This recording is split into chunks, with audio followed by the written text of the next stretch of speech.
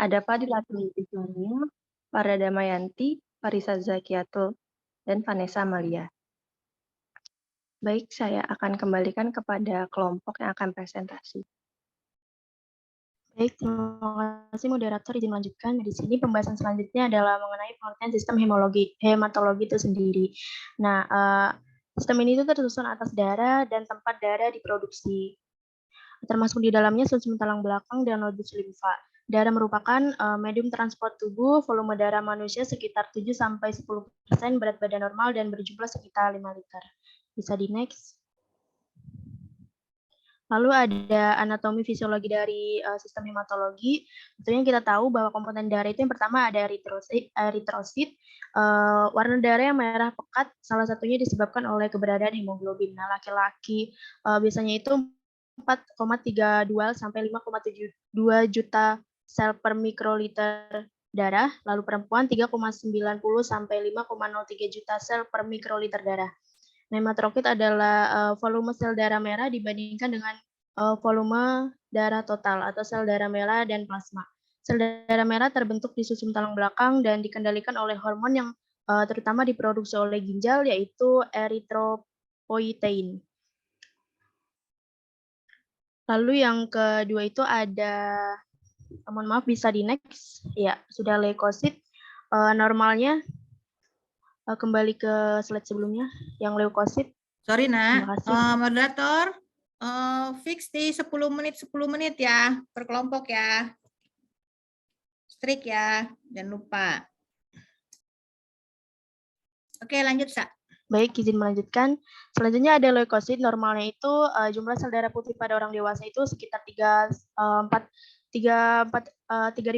sampai 9.600 sel per mikroliter darah yang terdiri atas beberapa jenis sel leukosit, yaitu neutrofil, limfosit, monosit, eosinofil, basofil yang masing-masing memiliki persentase.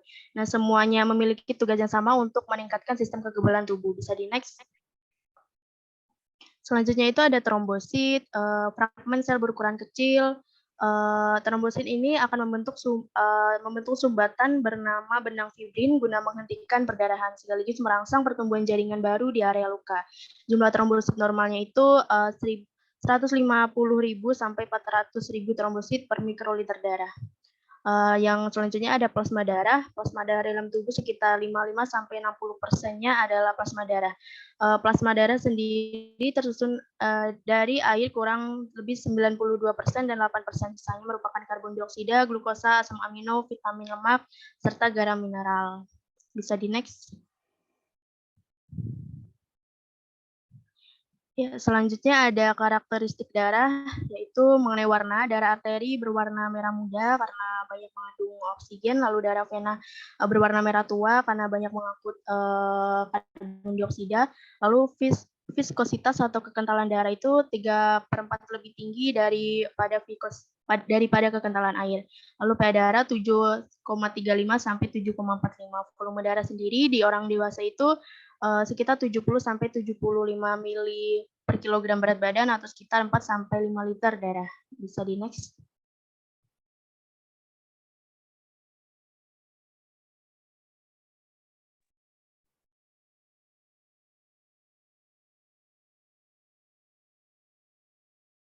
Ya, selanjutnya ada anamnesa gangguan patologis sistem hematologi. Anamnesa adalah kegiatan komunikasi yang dilakukan antara perawat dengan pasien yang bertujuan untuk mendapatkan informasi yang mengarah diagnosis pasien. Anamnesa sistem hematologi dilakukan untuk mendapatkan keluhan utama, keluhan tambahan yang berhubungan dengan keluhan utama, riwayat penyakit sebelumnya, riwayat pengobatan, dan riwayat penyakit keluarga.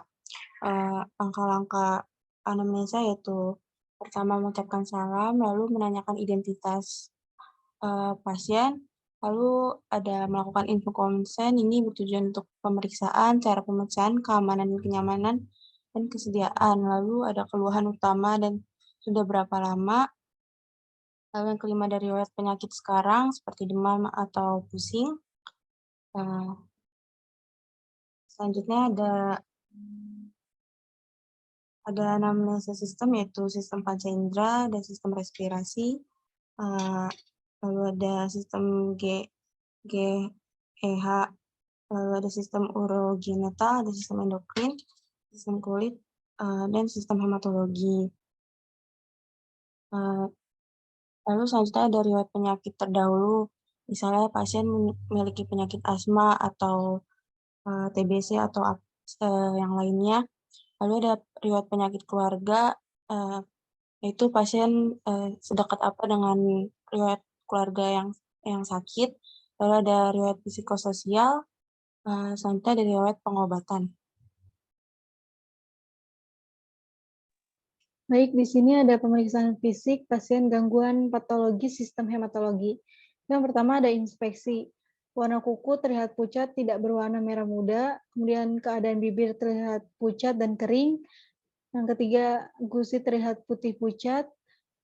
Kemudian ada bagian dalam kelopak mata bawah berwarna pucat. Yang terakhir adanya pembekakan pada otot lidah. Yang kedua ada auskultasi, yaitu jantungnya berdebar atau palpitasi jantung.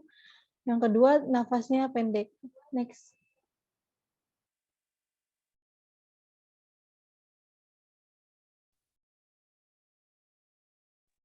Selanjutnya ada pemeriksaan diagnostik pasien gangguan patologi sistem hematologi.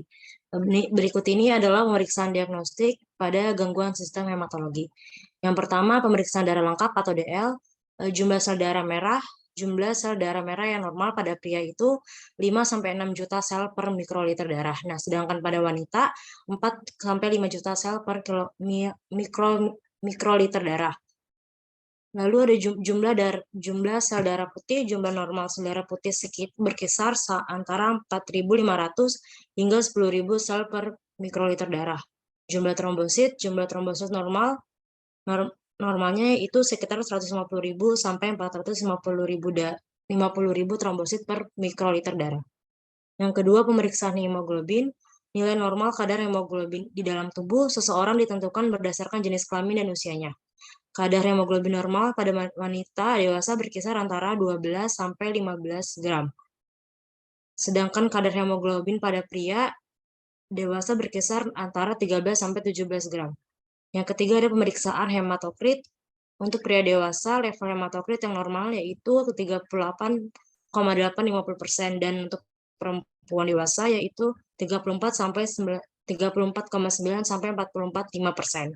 Sementara pada anak-anak berusia 15 tahun ke bawah, level hematokrit yang berubah-ubah sesuai dengan pertambahan usia mereka.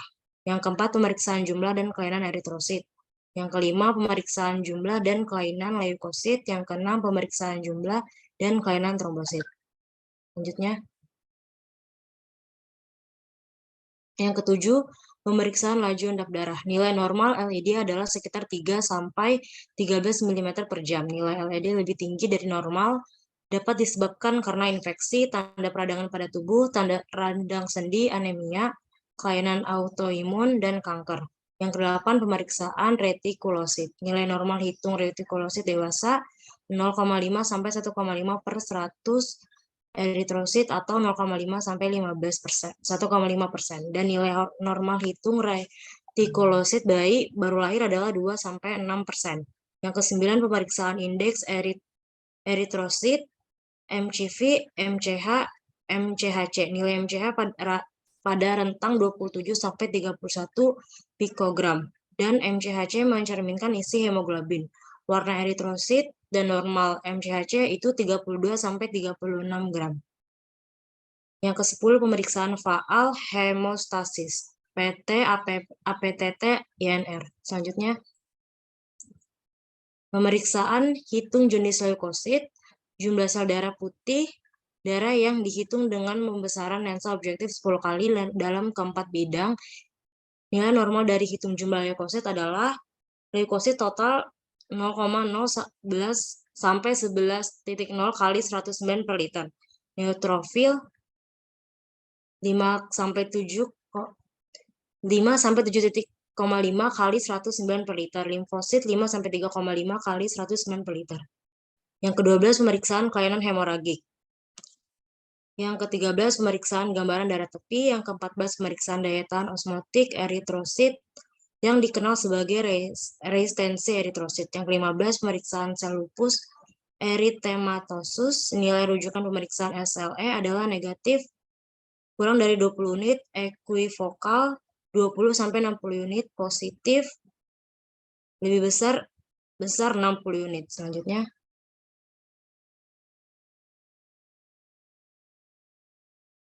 masalah keperawatan pasien gangguan patologi sistem hematologi. Yang pertama ada anemia.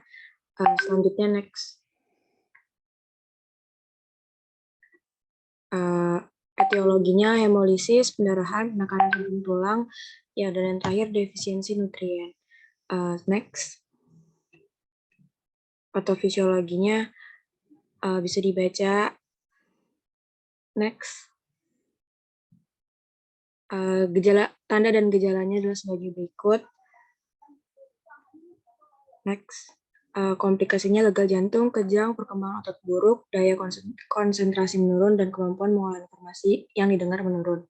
Next. Diagnosa keperawatan prioritas anemia, leukemia, dan DHV. Pertama, diagnosa keperawatan prioritas anemia yaitu ada aktivitas berhubungan dengan kelemahan, kelelahan, dan malaise umum. Yang kedua ada ketidakseimbangan nutrisi. Yang ketiga ada perfusi jaringan tidak efektif berhubungan dengan volume darah. Next. Yang kedua ada diagnosa keperawatan prioritas leukemia yaitu ada risiko infeksi dan perdarahan. Yang kedua risiko gangguan integritas kulit berhubungan dengan efek toksik. Kemudian yang ketiga ada gangguan pertukaran gas. Yang terakhir ada kerusakan selaput lendir karena perubahan epitel lapisan saluran pencernaan dari kemoterapi. Next. Sebelumnya izin masuk untuk kelas A, sistemnya sampai pembahasan sistem hematologi, selanjutnya dilanjut oleh kelompok 3B yang membahas 3 penyakitnya. Boleh screen-nya. Dan dilanjut oleh kelompok 3B.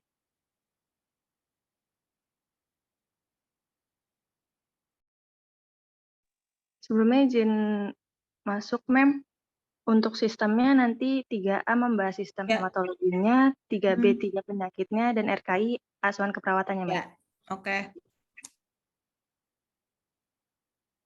Iya, baik. Terima kasih moderator dari kelas A. Saya perkenalkan, saya Faris, selaku moderator dari kelas B. Sorry, Riz, bentar. Kaget saya kirain bapak-bapak mana masuk. Suaranya ngebas banget. Lanjut deh, bagus.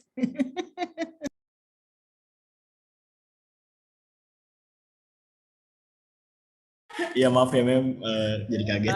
It's okay. Kidding, suruh serius banget soalnya mukanya pada aneh. Lanjut ya. Iya, bagaimana screen-nya rekan-rekan, apakah sudah terlihat? Di saya sudah soalnya. Faris lagi digodain ya tuh.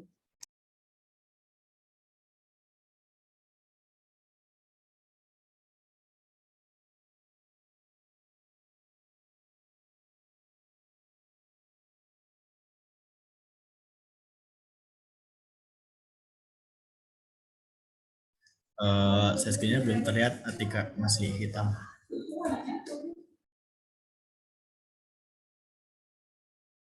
Ya, oke. Ulangi kali ya, Mem. Saya Faris, selaku moderator pada kelas B pada sore hari ini. Terima kasih atas kesempatannya, Memola. Kita lanjut untuk presentasi kelas B mengenai konsep dasar gangguan hematologi. Kepada kelompok 3 kelas B, waktu dan tempat saya persilakan.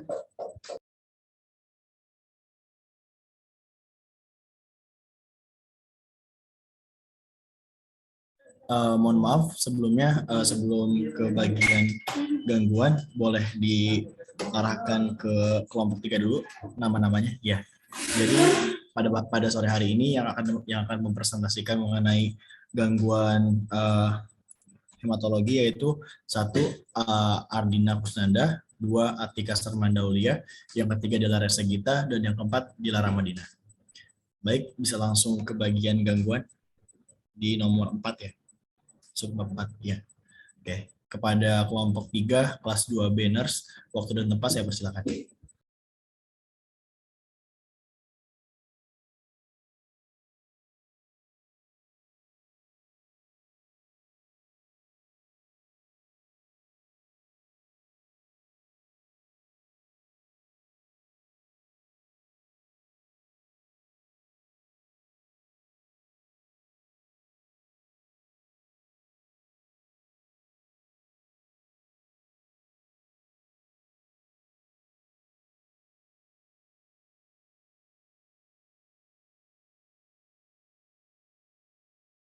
Bagaimana kelompok 3? Soalnya tidak ada suaranya.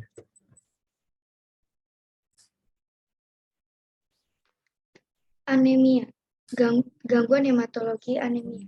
Anemia adalah kondisi ketika jumlah sel darah merah yang berfungsi membawa oksigen mengalami penurunan untuk memenuhi kebutuhan fisiologis tubuh. Leukemia dikenal juga sebagai kanker darah merupakan suatu keganasan hematologis di mana terjadinya pertumbuhan sel-sel leukosit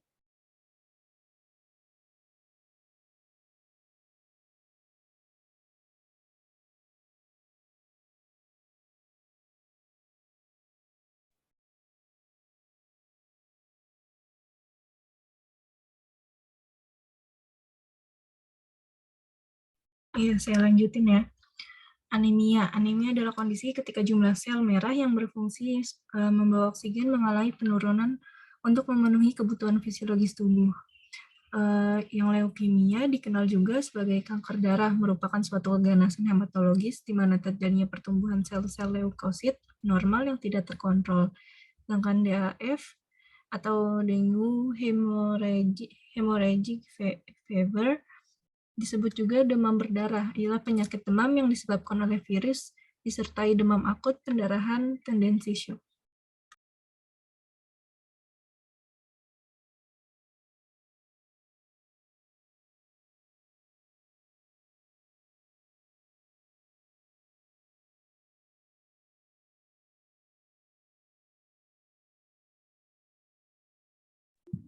Baik, selanjutnya ada etiologi anemia. Pada dasarnya hanya 3 penyebab anemia yang ada. Yang pertama itu kehilangan darah, yang kedua peningkatan kerusakan sel darah merah atau hemolisis, dan yang ketiga itu penurunan produksi sel darah merah.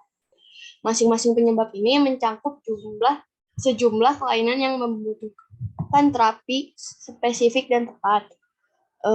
Etiologi genetik meliputi hemoglobinopati, thalassemia, kelainan enzim pada jalur glikolitik, cacat sitoskeleton sel darah merah, anemia persalinan kongenital, penyakit RH0, serositosis herediter, beta-lipoproteinemia, dan anemia Fanconi.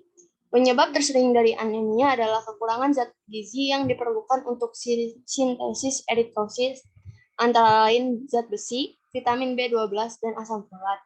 Selebihnya merupakan akibat dari beragam kondisi seperti perdarahan, kelainan genetik, penyakit kronik, keracunan obat, dan sebagainya. Next.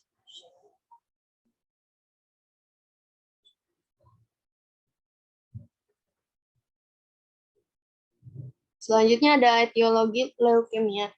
Etiologi dari leukemia belum diketahui secara spesifik. Namun terdapat multifaktorial yang dapat menyebabkan leukemia. Yang pertama ada radiasi. Kejadian leukemia dapat meningkatkan setelah terpapar sinar radiasi atau radioaktif. Kemungkinan leukemia meningkat pada penderita yang diobati dengan radiasi atau kemoterapi. Yang kedua ada zat kimia. Terpapar zat kimia dapat menyebabkan displasia sumsum tulang belakang, anemia aplastik, dan perubahan kromosom yang dapat menyebabkan leukemia. Contohnya benzene, arsen, chloramfenicol, fenilbutazone, dan agen antineoplastik. Selanjutnya infeksi virus. Beberapa virus tertentu sudah dibuktikan menyebabkan leukemia pada binatang, namun belum terbukti pada manusia. Beberapa penelitian mendukung teori bahwa virus menyebabkan leukemia karena ditemukannya enzim reverse transkriptase pada darah manusia. Diketahui enzim tersebut terdapat pada virus onkogenik seperti virus retrovirus tipe C, yaitu virus RNA yang menyebabkan leukemia pada binatang. Yang selanjutnya itu ada faktor genetik. Insiden meningkat pada beberapa penyakit herediter seperti sindrom Down mempunyai insiden leukemia akut 20 kali lipat dan riwayat leukemia dalam keluarga. Next. Selanjutnya ada etiologi dengue hemorrhagic fever. Penularan virus dengue melalui gigitan nyamuk betina, terutama spesies Aedes aegypti. Spesies lain yang tergolong nyamuk Aedes merupakan vektor sekunder seperti Aedes Pictus, Aedes polynesiensis, Aedes secutellaris, dan Aedes nevus. Penularan DBD dapat terjadi jika seseorang dinyatakan positif terinfeksi DBD, kemudian ada nyamuk yang menghisap darah orang tersebut, kemudian nyamuk tersebut menggigit orang lain, sehingga orang tersebut secara tidak langsung sudah tertular DBD. Penularan secara langsung dari manusia ke manusia dapat terjadi bila melalui persalinan, karena ibu yang sedang hamil terinfeksi DBD dapat menularkan virus dengue ke anaknya. Penularan ini bisa berlangsung selama masa kehamilan, bisa juga terjadi saat melahirkan. Next. Kemudian patofisiologi anemia. Timbulnya anemia mencerminkan adanya kegagalan sumsum tulang atau kehilangan sel darah merah berlebihan atau keduanya. Kegagalan sumsum tulang dapat terjadi akibat kekurangan nutrisi, pajanan toksik, inuasi tumor, atau kebanyakan akibat penyebab yang diketahui. Sel darah merah dapat hilang melalui perdarahan atau hemolisis. Pada kasus yang disebut terakhir, masalah dapat mengakibatkan efek sel darah merah yang tidak sesuai dengan ketahanan sel darah merah normal atau akibat beberapa faktor di luar sel darah merah yang menyebabkan destruksi sel darah merah. Lisis sel darah merah terjadi terutama dalam sistem fagositik atau dalam sistem retikuloendotelial, terutama dalam hati dan limfa. Sebagai hasil samping proses ini, bilirubin yang sedang terbentuk dalam fagosit akan masuk dalam aliran darah. Setiap kenaikan destruksi sel darah merah segera direfleksikan dengan meningkatkan bilirubin plasma. Anemia merupakan penyakit kurang darah yang ditandai dengan rendahnya kadar hemoglobin dan sel darah merah. Next.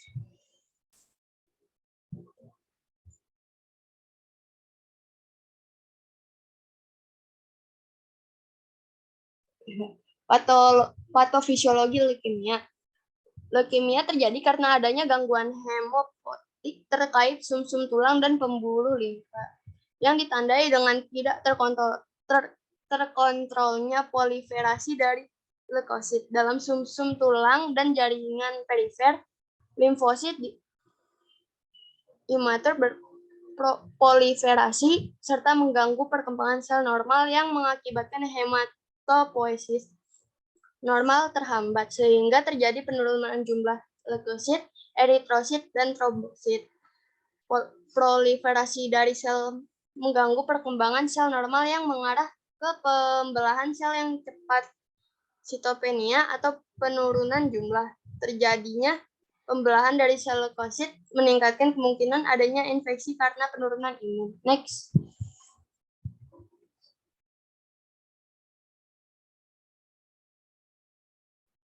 Patofisiologi dengue hemorrhagic fever. Penularan DBD pada manusia terjadi melalui gigitan nyamuk Aedes aegypti menggunakan proboscis menembus kapiler darah untuk menghisap darah. Selanjutnya, nyamuk akan mengeluarkan air liur yang terdapat kandungan zat anti pembekuan darah yang berguna untuk mempermudah proses penghisapan darah menggunakan proboscis yang memiliki rongga atau ruang yang kecil dan sempit. Melalui air liur inilah sehingga virus dapat ditularkan ke orang lain. Masa inkubasi yang dibutuhkan virus yaitu 4-6 hari sebelum terjadi penyakit. Patofisiologi pada DBD terdapat dua perubahan. Pertama yaitu meningkatkan permeabilitas vaskular sehingga kehilangan plasma dapat mengakibatkan terjadinya hemokonsentrasi, adanya syok, dan tekanan nadi rendah. Perubahan kedua yaitu terjadinya perubahan vaskular koagulopati dan trombositopenia karena adanya gangguan pada homeostatis. Next.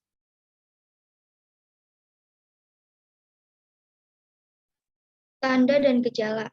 Anemia, tanda dan gejalanya cepat merasa lelah, mudah mengantuk, dan sulit untuk berkonsentrasi, lemah menjadi malas beraktivitas dikarenakan kekurangan energi, sesak nafas, pucat, pusing, sakit kepala, jantung berdebar-debar, tangan terasa dingin, dan nyeri dada. leukemia, kelelahan dan kelemahan, pucat, infeksi, dan demam yang tidak sembuh dengan antibiotik, mudah berdarah atau memar, nyeri sendi atau tulang, hilangnya nafsu makan, dan turunnya berat badan, pembesaran kelenjar limfa, batuk atau kesulitan pernafasan, pembesaran hati atau limfa, pembekakan muka dan tangan, sakit kepala, dan muntah. Next.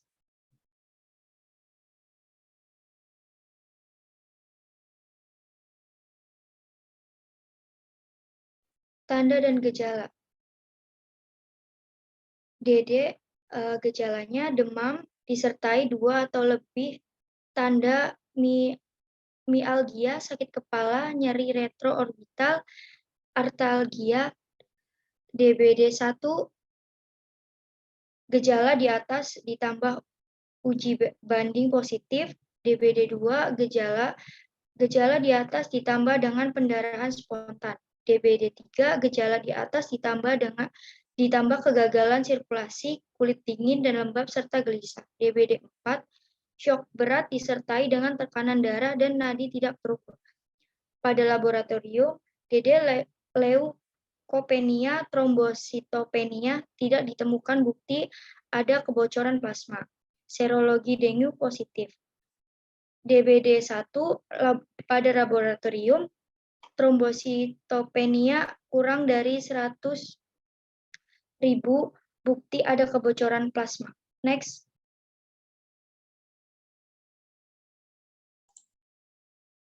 Selanjutnya pemeriksaan diagnostik.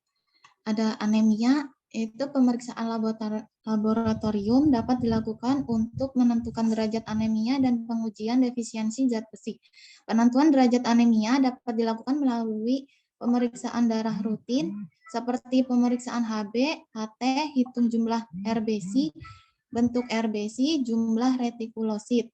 Uji defisiensi zat besi melalui pemeriksaan ferritin serum, kejenuhan transferin, dan protoporfirin eritrosit. Selanjutnya ada leukemia. Yang pertama, hitung darah lengkap, hemoglobin, jumlah trombosit, sel darah putih. Yang kedua, pemeriksaan sel darah tepi. Yang ketiga, asam urat serum atau urin. Yang keempat, biopsi sumsum tulang. Yang kelima, biopsi nodus limfa. Next.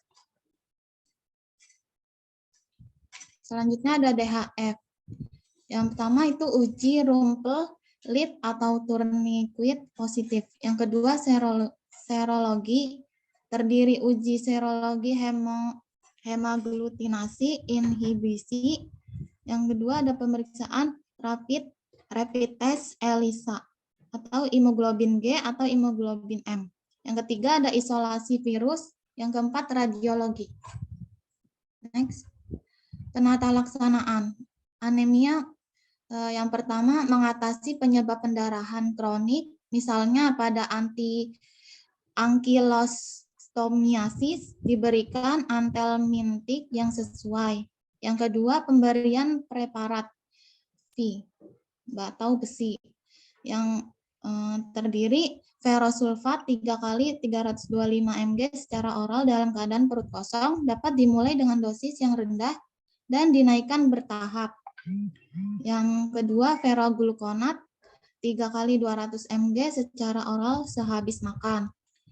Leukemia, yang pertama transfusi darah diberikan jika kadar Hb kurang dari 6 gram per sen.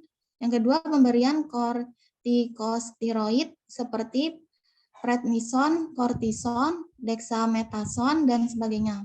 Yang ketiga, kemoterapi dengan kombinasi viskristin, asparaginase, prednison untuk terapi awal dan dilanjutkan dengan kombinasi mercaptaurin, methotrexate, vinkristin, dan prednison untuk pemeliharaan.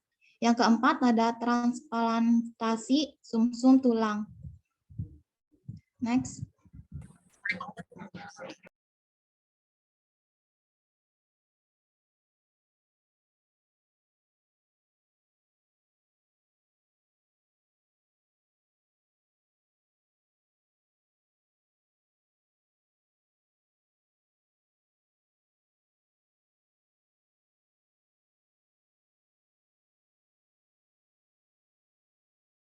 Baik, yang selanjutnya ada penata laksanaan DFH. Yang pertama adalah menganjurkan tirah baring, kemudian memberikan diet makanan lunak, yang ketiga memberikan terapi cairan, yaitu pemberian cairan atau penggantian volume cairan pada DBD, keempat medikamentosa, yang kelima transfusi darah.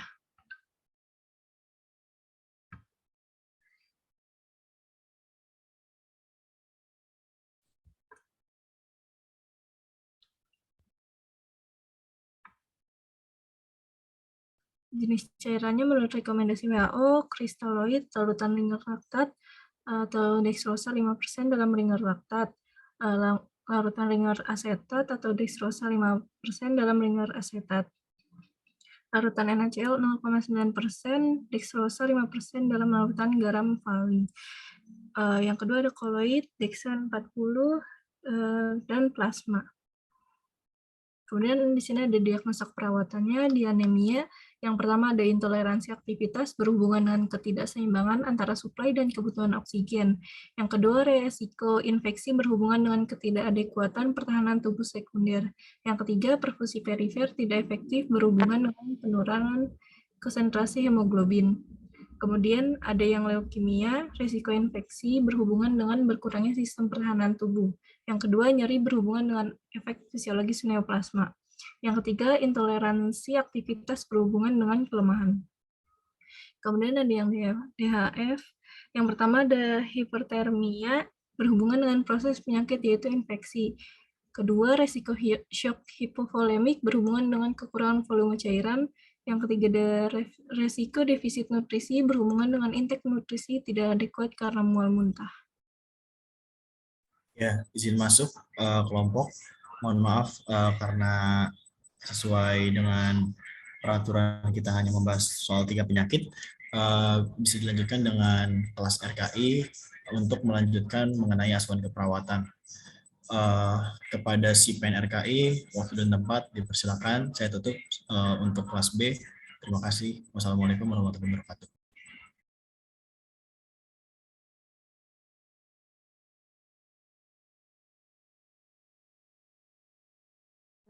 Baik, sebelumnya izin masuk, apakah suara saya terdengar?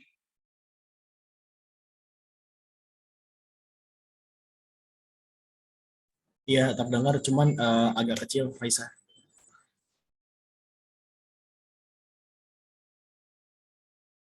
Ya, baik. Gimana suara saya sudah terdengar dengan jelas apa belum ya? Iya, sudah terdengar, Faisal. Baik, sebelumnya izinkan saya membuka presentasi dari kelas 3 RKI. Assalamualaikum warahmatullahi wabarakatuh. Selamat sore, salam sehat dan sejahtera bagi kita semua. Yang terhormat kepada Mem Paula Kristanti selaku dosen pada mata kuliah kali ini, serta teman-teman sekalian yang sudah bersedia meluangkan waktu pada sore hari ini. Izinkan saya memperkenalkan diri, saya Faisa Salma WK, selaku moderator pada presentasi kelompok 3 kali ini. Kelompok 3 bisa di share screen.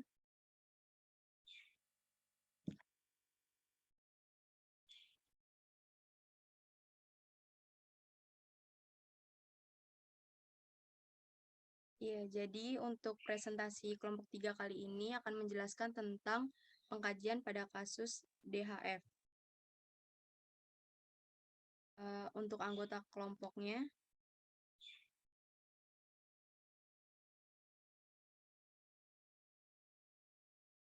baik, untuk anggota kelompok 3 RKI, ada yang pertama Hertinayu Indriaswari, yang kedua Hilda Silvi Widiana, yang ketiga ada Khairunisa Nabilah, yang keempat Kansa Fitri Mutiah, dan yang kelima ada Lintang Fatmasari. Kepada kelompok, waktu dan tempat dipersilakan.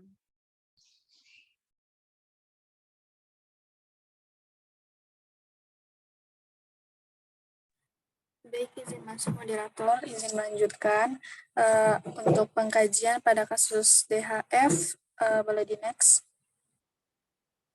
Ya baik, pembahasan pengkajian dari kasus ini itu meliputi etiologi, manifestasi klinik, komplikasi, pemeriksaan diagnostik, dan penata laksanaan medis. Dari hasil pengkajian etiologi DBD pada teori sama dengan etiologi yang ada pada kasus, yaitu disebabkan oleh virus dengue yang ditularkan melalui nyamuk Aedes aegypti. Manifestasi klinik yang ada pada kasus tersebut sudah sesuai dengan teori, yaitu demam tinggi selama 5-7 hari, mual, tidak nafsu makan. Ya. Seluruh komplikasi yang terdapat pada teori tidak ditemukan pada kasus. Pada kasus pemeriksaan diagnostik yang sudah sesuai dengan teori, yaitu pemeriksaan laboratorium hemoglobin, hematokrit, trombosit, dan leukopenia. Penata laksanaan medis yang telah diberikan dan sesuai dengan teori, yaitu terapi suportif berupa pemberian cairan intravena, terapi simptomatik berupa terapi antipiretik, pemberian makanan lunak, dan tirah baring. Next. Selanjutnya, diagnosa keperawatan pada kasus DHF. Boleh di next. Yang pertama adalah hipertermia berhubungan dengan proses penyakit atau darah atau viremia.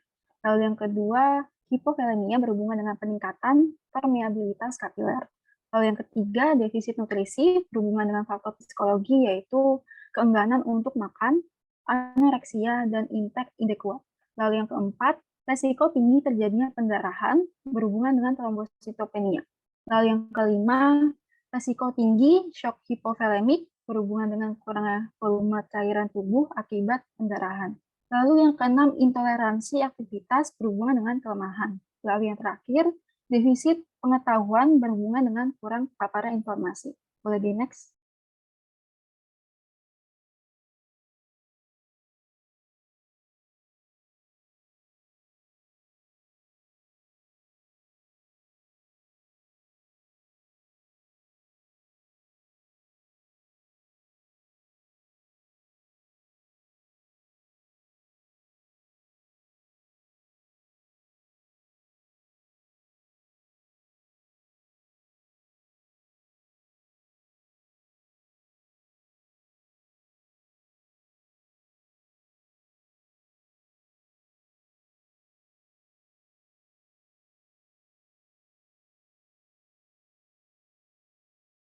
Baik, akan saya lanjutkan. Selanjutnya yaitu intervensi keperawatan pada kasus DHF. Ya, pada kasus ini kita mengambil 3 diagnosa, yaitu yang pertama hipertermia berhubungan dengan kasus penyakit dibuktikan dengan demam. Tujuan dan kriteria hasilnya yaitu setelah dilakukan asuhan keperawatan selama 3 kali 24 jam, termoregulasi membaik dengan kriteria hasil.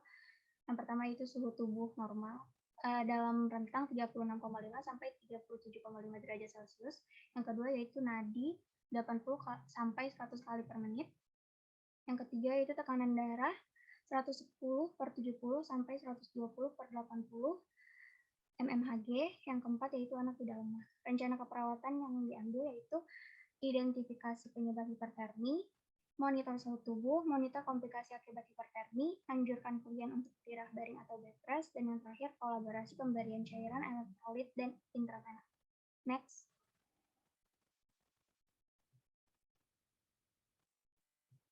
Diagnosa yang kedua yaitu defisit nutrisi berhubungan dengan faktor psikologis dibuktikan dengan keengganan untuk makan.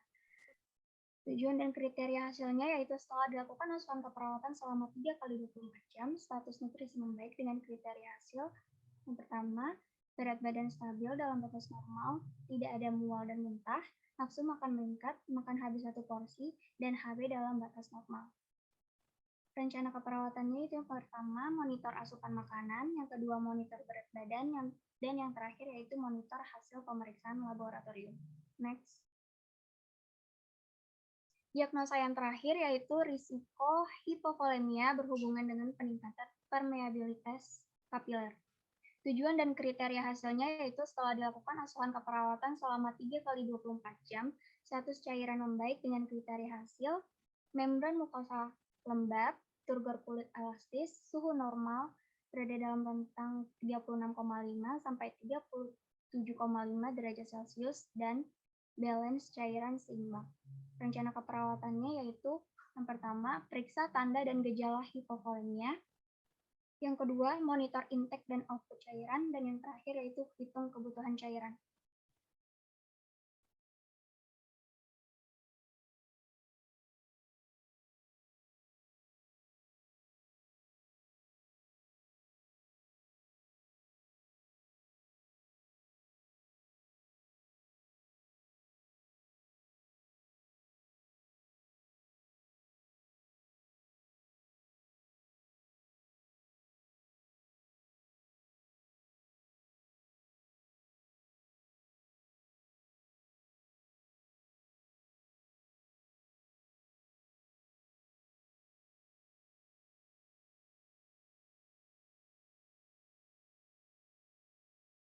Iya, baik. Selanjutnya ada implementasi keperawatan pada kasus THF. Nah, dalam implementasi dilakukan sesuai dengan rencana yang sudah dibahas sebelumnya, rencana keperawatan yang disesuaikan dengan kondisi klien.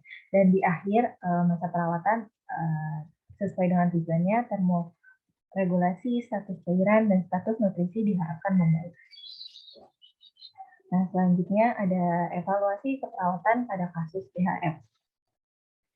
Karena tadi yang dibahas itu mengenai 3 diagnosa, yaitu hipertermia, defisit nutrisi, dan hipovolemia, maka pada tahap evaluasi keperawatan terdapat 3 diagnosa keperawatan yang sudah teratasi, yaitu hipertermia sesuai dengan rencana keperawatan dan implementasi keperawatan sebelumnya. Hipertermia berhubungan dengan viremia, sedangkan 2 diagnosa keperawatan yang belum teratasi, yaitu ada resiko hipovolemia yang berhubungan dengan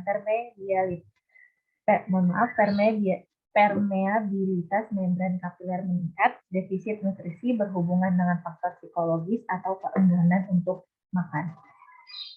Terus selanjutnya saya kembalikan ke moderator.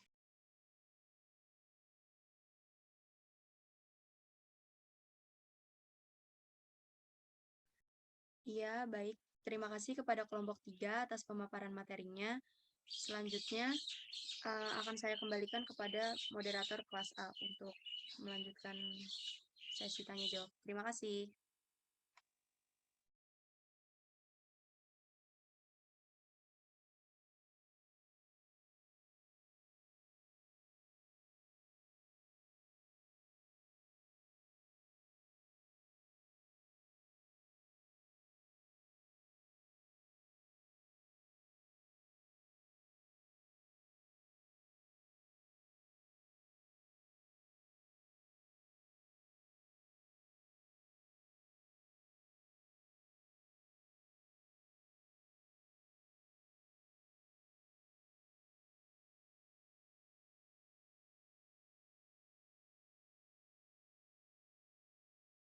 Ayo. Izin masuk, Mem. Baik, terima kasih kepada kelompok 3B dan kelompok 3 RKI. Selanjutnya dibuka sesi tanya jawab kepada yang ingin bertanya, dipersilakan untuk raise hand terlebih dahulu.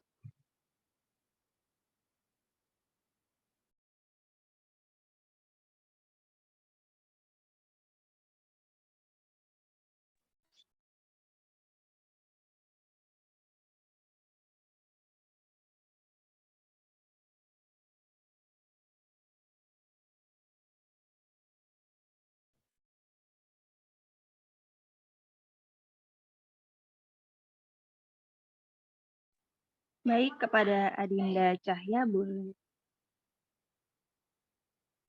di on mic. Ya, baik. Terima kasih moderator atas kesempatannya. Sebelumnya perkenalkan, nama saya Adinda Cahya Mutiara dari kelas 2 Honors. Izin bertanya kepada kelompok 3B. Tadi kan membahas tentang penyakit DHF ya.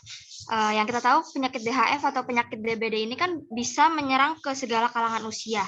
Tapi ada nggak sih kalangan usia yang benar-benar rentan banget sama penyakit ini dan apa faktornya? Terima kasih. Baik, terima kasih kepada Adinda Cahya. Untuk pertanyaannya boleh dikirim ke kolom chat juga ya. Selanjutnya kepada Amel, boleh di on mic. Ya baik, terima kasih moderator. Saya Amelia Putri dari NERS 1A, izin bertanya tentang pemeriksaan hematologi kan bertujuan untuk mengetahui kelainan pada sel darah merah ya. Sel darah merah dan sel darah putih, dan juga mohon maaf, saya ulangi, pemeriksaan hematologi kan tujuannya untuk mengetahui kelainan pada sel darah merah dan sel darah putih, dan juga yang terjadi pada plasma yang berperan sebagai proses pembekuan darah. Pertanyaan saya adalah bagaimana mekanisme proses pembekuan darah yang terjadi ketika seseorang mengalami cedera? Terima kasih. Baik, terima kasih Amelia. Untuk Adinda Ramadhani boleh di on mic. Baik, terima kasih pada moderator. Sebelumnya memperkenalkan diri, nama saya Adinda Ramadhani. Saya izin bertanya kepada kelompok 3 kelas A tadi itu kan dijelasin ada komponen darah itu ada eritrosit, leukosit, trombosit, dan plasma darah. Terus apa sih yang terjadi jika leukosit itu meningkat dan apa yang akan terjadi jika leukosit meningkat? Terima kasih.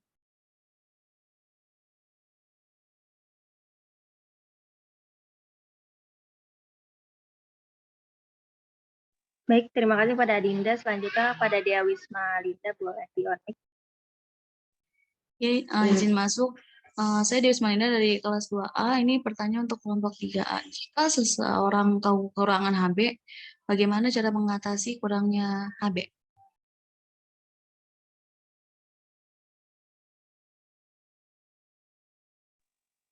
Baik, terima kasih kepada Dea Wisma Linda. Selanjutnya saya kembalikan kepada moderator kelas B, yaitu Faris.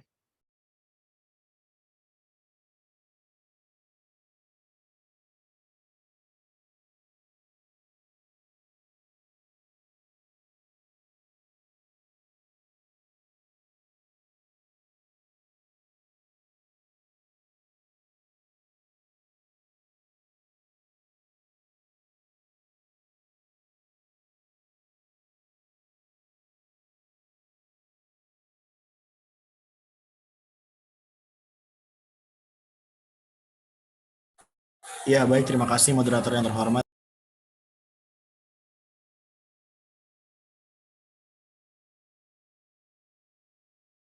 Ya, terima kasih moderator kelas A atas waktunya.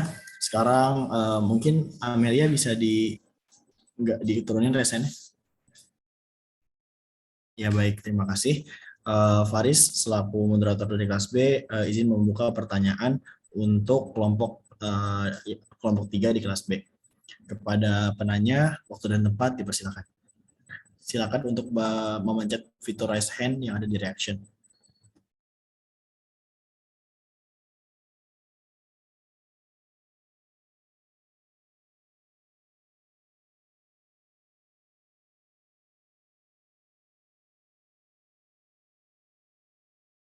Iya, baik. Terima kasih. Kita mulai dari yang pertama, raise hand, yaitu atas nama Niken. Kepada Niken, waktu dan tempat dipersilakan. Ya, terima kasih moderator atas kesempatannya. Izin memperkenalkan diri, saya Niken Sriambarwati dari kelas 2B. Izin bertanya kepada kelompok 3 kelas 2B. Tadi itu kan di PowerPoint itu di bagian penata laksanaan leukemia itu kan ada salah satunya itu transplantasi sumsum tulang.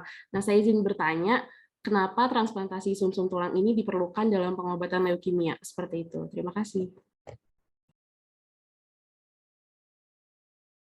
Baik, terima kasih atas pertanyaannya, Niken. Kepada penanya kedua, atas nama Maula Karima, waktu dan tempat dipersilakan. Ya, terima kasih moderator.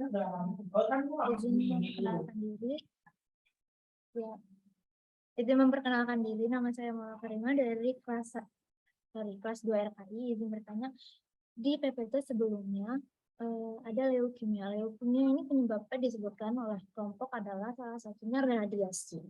Nah, seperti yang kita tahu, di rumah sakit ini ada ruang yang buat ronsen yang sama-sama memakai radiasi dari radioaktif gitu ya, untuk ngecek tubuh kita kayak gitu. Apakah hal tersebut juga menjadi salah satu penyebab dari leukemia ini? Seperti itu. Terima kasih.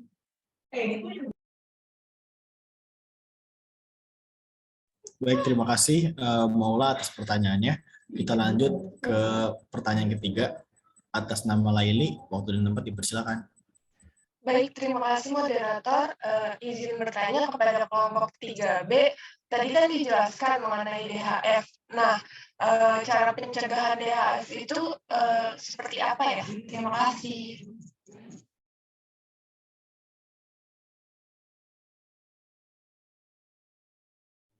Ya, baik.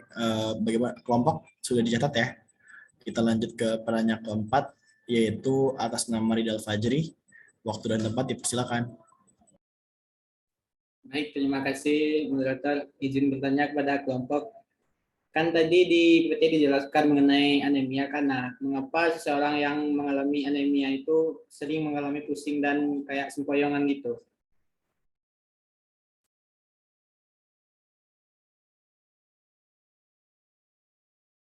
Iya, baik. Terima kasih Ridal atas pertanyaannya. Kita lanjut ke penanya terakhir kali ya. Kita batasin 5 pertanyaan. Kepada Anissa Nur Yulia, waktu dan tempat dipersilakan. Moderator, izin memperkenalkan diri, saya Anissa Nur Yulia dari 2B. Izin bertanya ke kelompok 3B. Tadi kan di PPT dijelaskan mengenai penyakit leukemia. Apakah ada kemungkinan orang yang leukemia dapat sembuh? Terima kasih.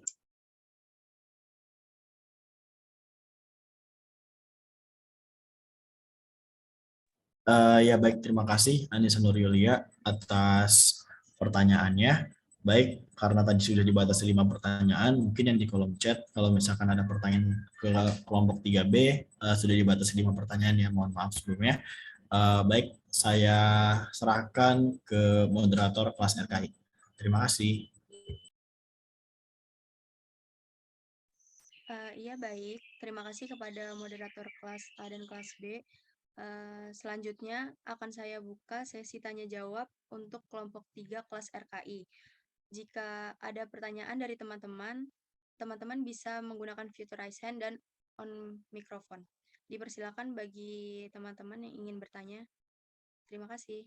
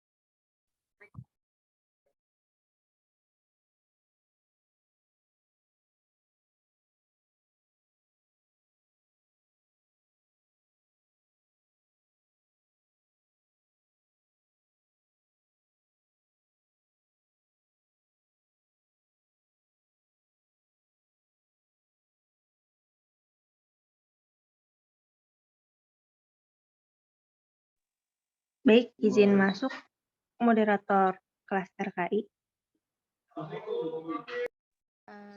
Iya, Winda.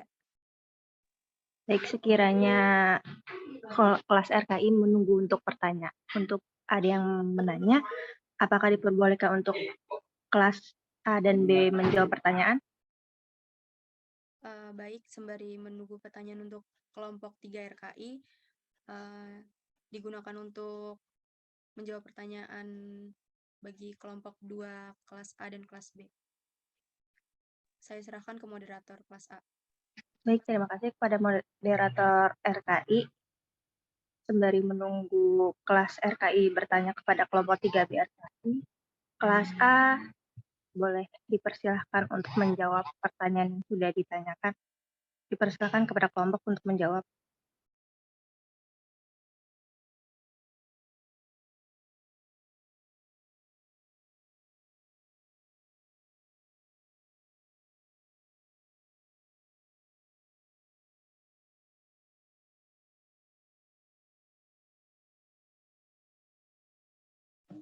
Ya, izin masuk, Mod.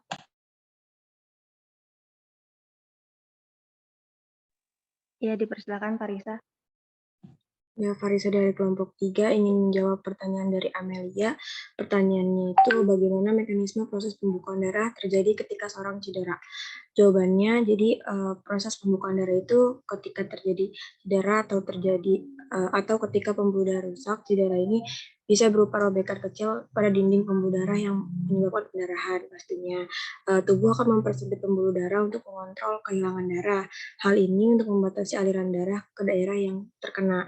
Sebagai respons terhadap cedera yang terjadi, tubuh mengaktifkan trombosit. Pada saat yang sama, sinyal kimia dilepaskan dari kantong kecil di trombosit untuk memanggil sel lain ke area yang terluka tersebut. Kemudian mereka akan membuat sumbatan trombosit dengan membentuk gumpalan bersama-sama. Protein yang disebut faktor von Willebrand atau VWF membantu trombosit untuk saling menempel. Selanjutnya, faktor pembekuan darah memicu produksi fibrin, yaitu zat kuat seperti untayan yang mengelilingi sumbat trombosit dan membentuk gumpalan fibrin.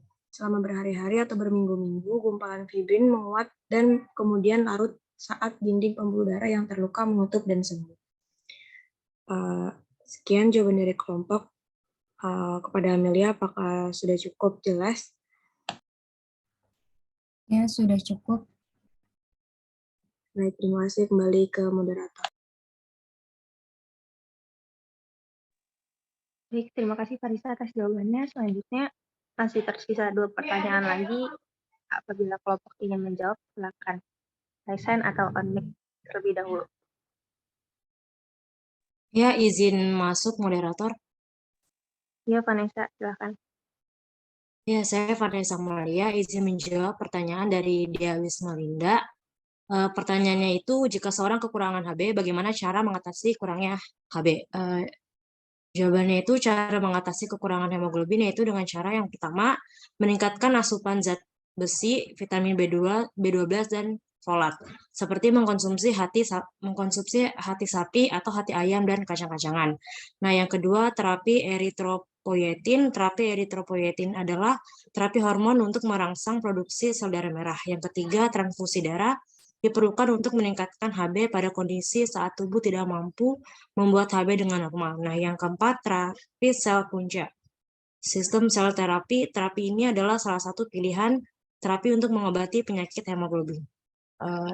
Kepada Dia Wismalinda, apakah sudah cukup jelas? Cukup jelas. Makasih. Sama-sama.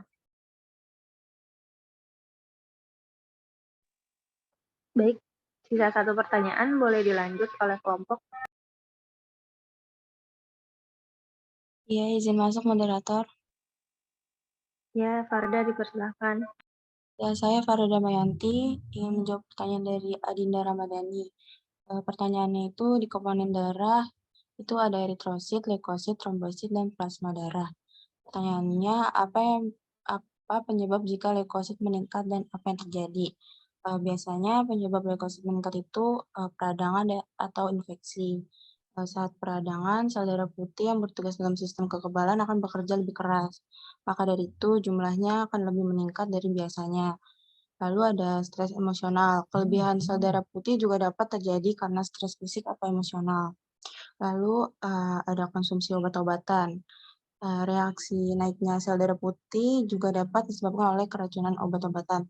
Penyebab antara lain penggunaan obat seperti golongan sulfanilamid dan kortikosteroid atau keracunan akibat tingginya kadar urea dalam darah. Akibat dari leukosit meningkat itu yaitu demam, mudah memar atau berdarah, badan terasa lelah atau lemas, pusing atau sakit kepala, lengan, kaki atau perut terasa sakit, kapak semutan, kesulitan bernapas, kesulitan berkonsentrasi, atau gangguan penglihatan, dan penurunan berat badan tanpa alasan. Apakah sudah terjawab, Adinda? Sudah jelas, terima kasih, Farda. Baik, terima kasih kembali. Saya kembalikan ke moderator. Baik, terima kasih kepada penjawab yang sudah menjawab pertanyaan untuk kelompok 3A. Pertanyaan sudah terjawab semua. Saya kembalikan kepada moderator kelas 3B untuk Faris.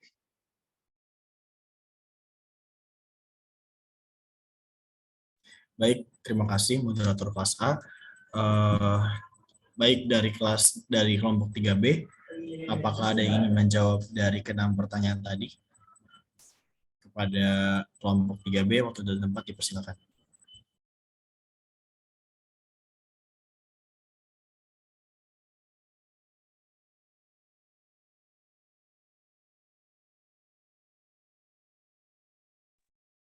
Izin masuk.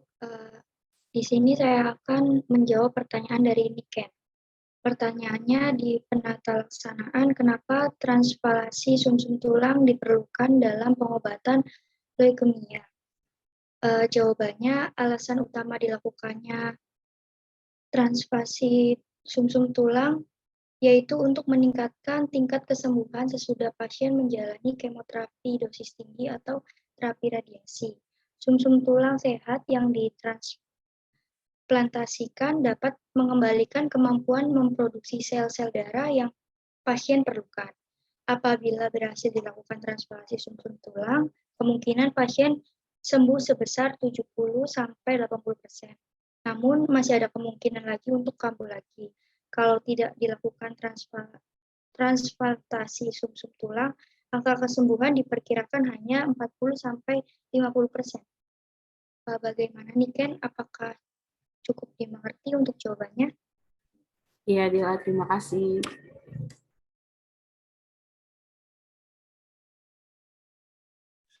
Ya, baik, terima kasih moderator. Baik, terima kasih kelompok 3B atas jawabannya. Untuk pertanyaan selanjutnya, apakah ada yang ingin menjawab?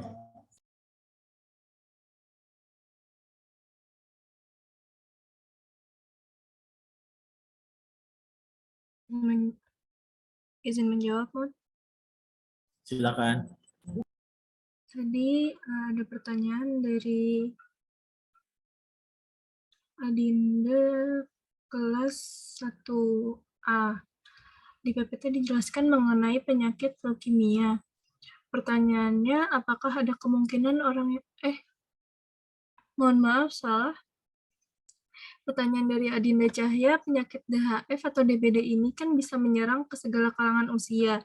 Ada nggak kalangan usia yang rentang sekali dengan penyakit DHF atau DBD? Apa faktornya?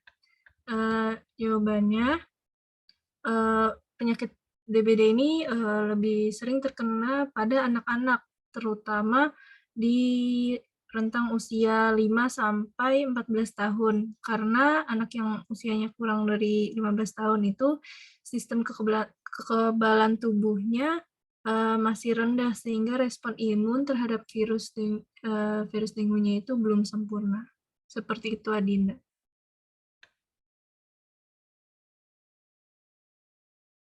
Apakah sudah terjawab? Iya, izin menjawab. Sudah, terima kasih. Baik, selanjutnya, baik, terima kasih atas jawabannya. Atika, lanjut ke pertanyaan selanjutnya. Kelompok 3B, apakah ada yang ingin menjawab?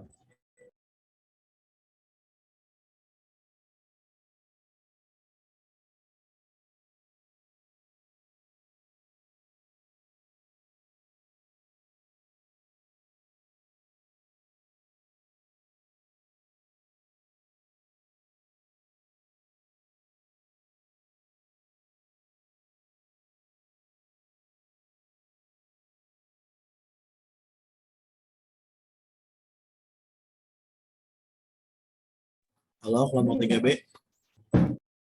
Jika tidak ada, akan saya alihkan. Ya, izin menjawab lagi, Mod. Baik, silakan. Ya, pertanyaan yang dari Anissa Nur Yulia. Pertanyaannya di PPT dijelaskan mohon maaf sebentar, Mod.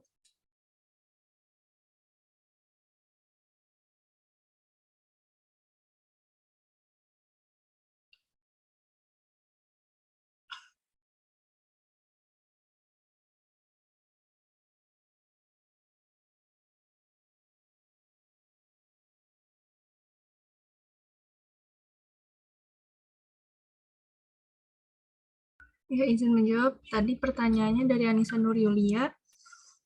Di PPT dijelaskan mengenai penyakit leukemia. Pertanyaannya, apakah ada kemungkinan orang yang leukemia dapat sembuh? Orang yang kena leukemia ini kemungkinan dapat sembuh, tapi tergantung dari beberapa faktor. Misalnya kalau stadium saat pertama kali didiagnosa, misalnya kalau dia masih stadium awal, kemungkinannya lebih besar. Kemudian ada usia penderita, anak-anak itu memiliki kemungkinan sembuh lebih besar. Kemudian terapi yang memadai, kalau misalnya kita mendapatkan terapi yang lebih cepat, kita kemungkinan besar akan lebih kemungkinan besar dapat lebih sembuh gitu. Tapi kalau misalnya penderita leukemia yang dinyatakan sudah sembuh, masih harus check up rutin karena bisa berkemungkinan untuk kambuh kembali. Seperti itu, Anissa Nur Yulia, apakah sudah terjawab? Iya, sudah. Terima kasih, Atika.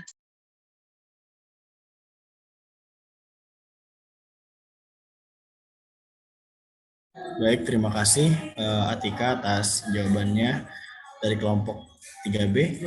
Dipersilakan untuk melanjutkan jawaban dari pertanyaan yang telah diberikan.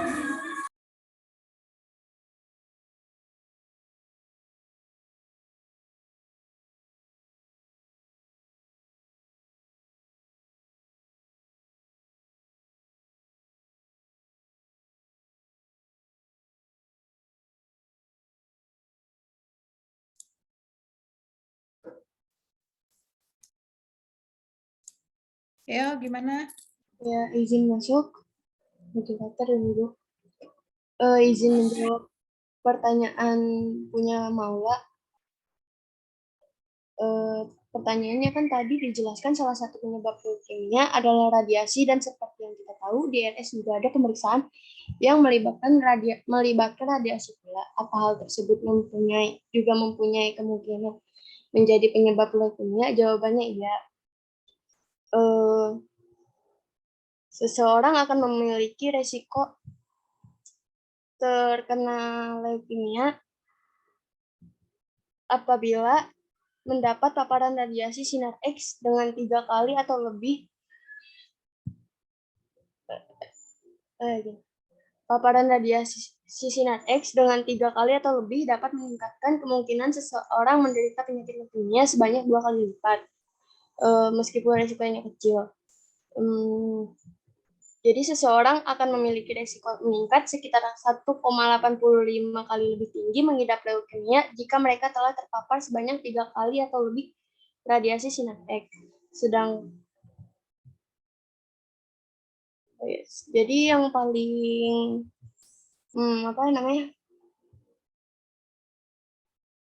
beresiko terkena paparan radiasinya itu seorang radiografer, karena harus berkutik selama hampir 8 jam setiap harinya dengan mesin X-ray.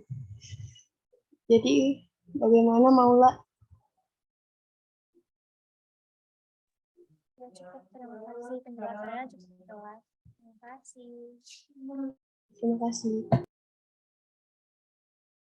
Iya, baik. Terima kasih Dila atas jawabannya. Tinggal 2 pertanyaan lagi dari kelas 3B. Apakah ada yang ingin menjawab?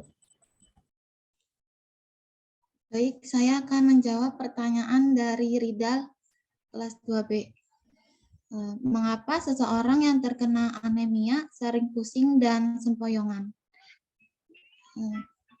Karena kekurangan sel darah merah, sehingga oksigen yang mengalir di pembuluh darah berkurang, terus menimbulkan rasa lemas, kunang-kunang, pucat, dan mudah lelah.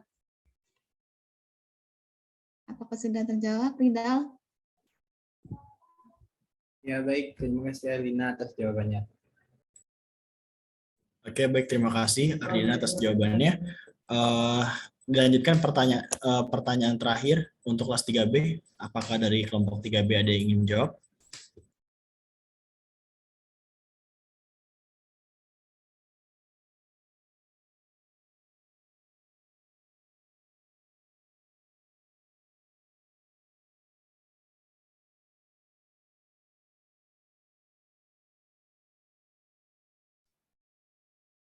Saya Dela akan menjawab pertanyaan dari Laili.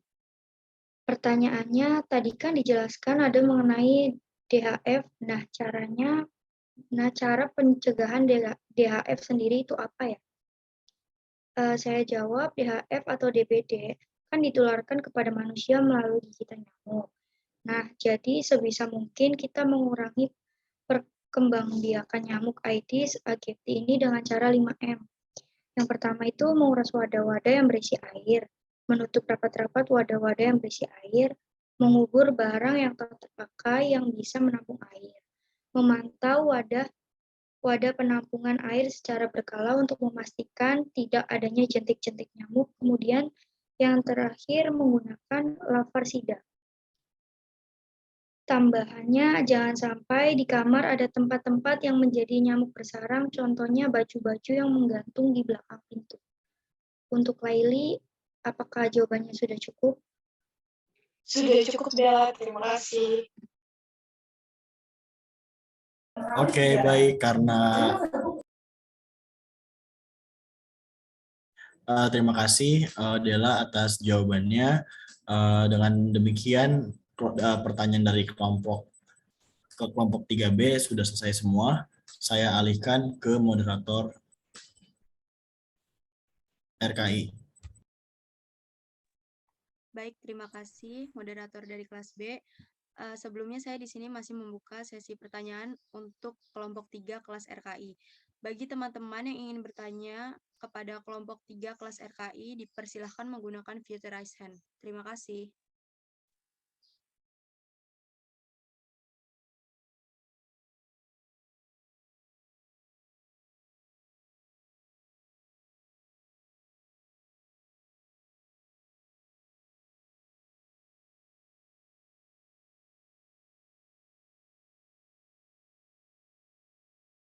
Baik, kepada Syifa Kartika bisa di on mic.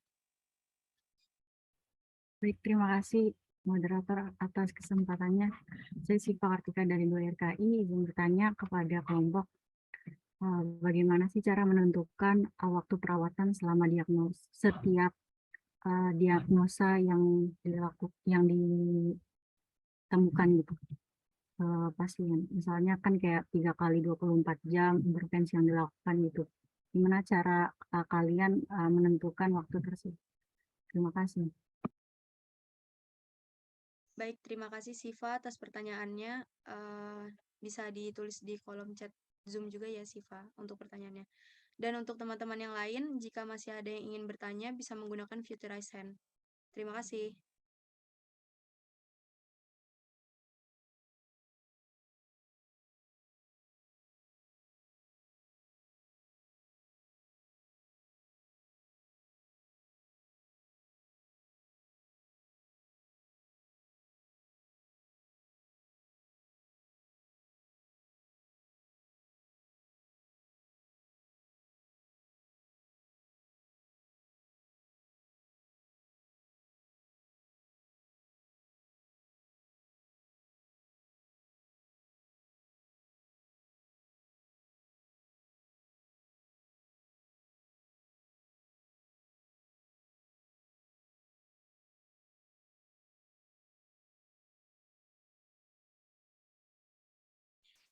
Mungkin dari kelompok 3 RKI ingin menjawab pertanyaan dari Syifa terlebih dahulu atau gimana? Dipersilahkan untuk menjawab pertanyaan dari Syifa Kartika. Iya, baik. Izin masuk moderator. Iya, Hilda. Ya, saya Hilda Silvi dari kelompok 3 izin menjawab pertanyaan dari Syifa terkait kenapa sih harus 3 kali 24 jam atau 2 kali 24 jam gitu. Apakah ada batasan waktu tertentu? Sebenarnya untuk hal seperti itu, normalnya atau umumnya itu intervensi dilakukan selama 2-3 kali 24 jam. Mengapa? Karena dalam asuhan keperawatan ini kan tidak mungkin hanya dalam 1 hari itu akan menghasilkan progres yang terlihat gitu. Maka dari itu dibikin intervensi 2-3 kali 24 jam untuk melihat bagaimana perkembangan prosesnya. Nah, dari selama 2-3 kali 24 jam itu, pasti kan ada tuh perubahan. Apakah pasien membaik atau pasien justru sama aja atau tidak membaik gitu. Kalau misalkan pasien sama saja dan atau bahkan kesehatannya menurun, nah dari situ kita dapat mengkaji ulang gitu diagnosa atau intervensinya gitu. Jadi disitulah fungsi dari 2 sampai 3 kali 24 jam. Jadi sebenarnya seperti itu. Kurang lebih seperti itu, Siva. Apakah menjawab pertanyaannya?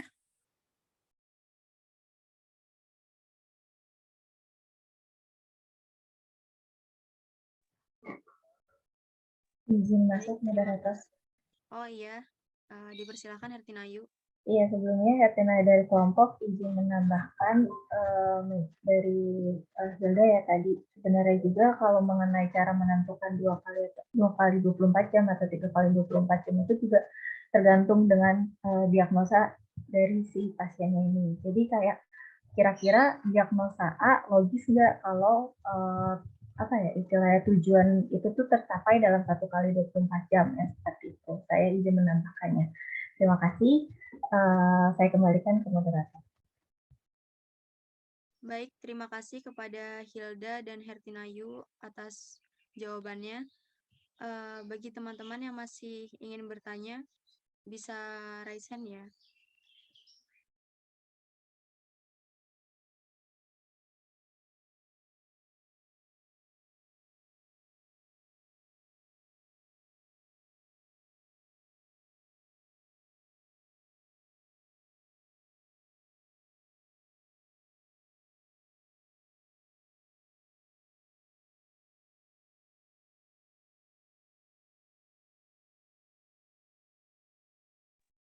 Iya, baik, kepada Rantis, dipersilakan untuk bertanya. Iya, izin masuk, Mod. Jadi saya ingin bertanya kepada kelompok.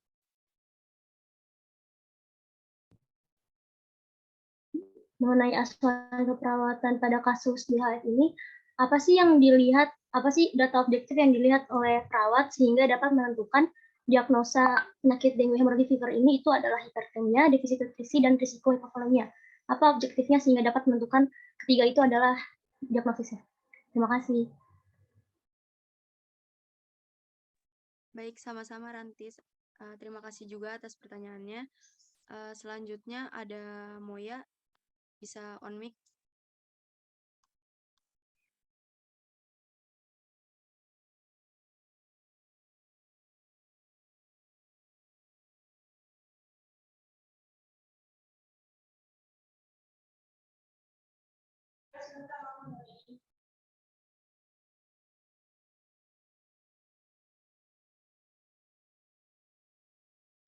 Izin Moya, sebelumnya apakah jadi bertanya?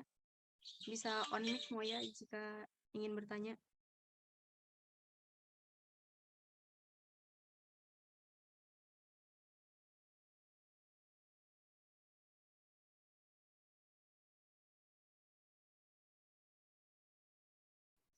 Baik, sebelumnya saya izin membacakan pertanyaan dari Moya Barida Salim. Izin bertanya, bagaimana penata laksanaan pasien dengan penyakit hemofilia? Bisa tolong jelaskan secara sederhana. Terima kasih. Baik, terima kasih Moya atas pertanyaannya. Kepada kelompok 3 kelas RKI, bisa dijawab pertanyaan dari Rantis dan Moya. Terima kasih. Izin masuk, moderator. Dipersilakan, Ayu. Ya, sebelumnya saya Tuna dari kelompok mengenai pertanyaan Moya, sepertinya kurang tepat ya mengenai pembahasan dari kelompok karena kelompok membahas tentang asuhan keperawatan dengan kasus DHF.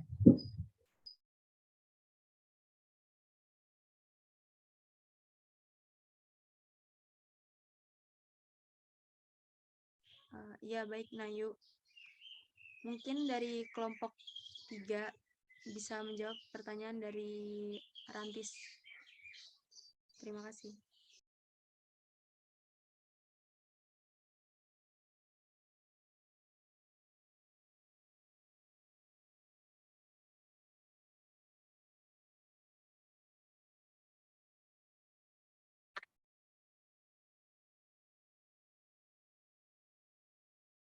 Ya baik, izin masuk moderator.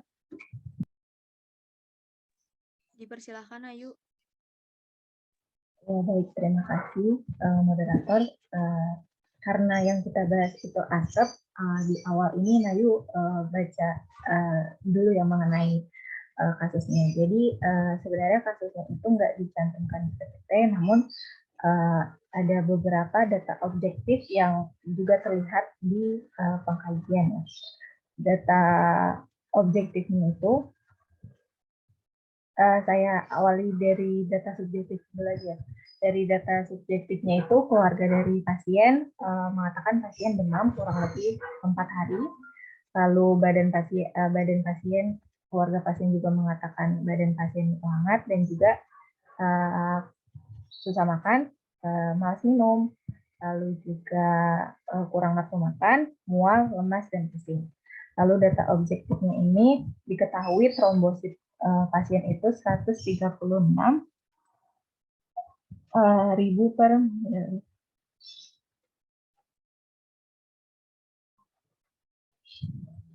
136 ribu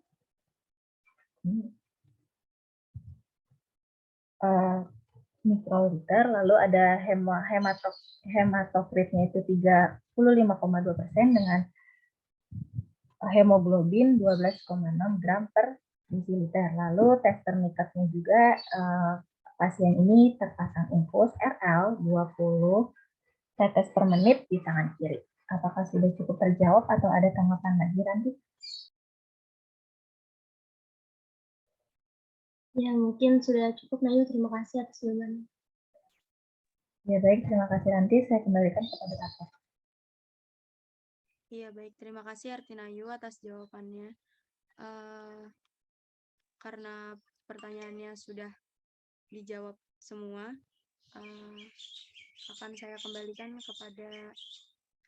akan saya tutup sesi tanya jawab untuk kelas 3 RKI. Selanjutnya akan saya kembalikan kepada Mem Paula Krisanti. Terima kasih.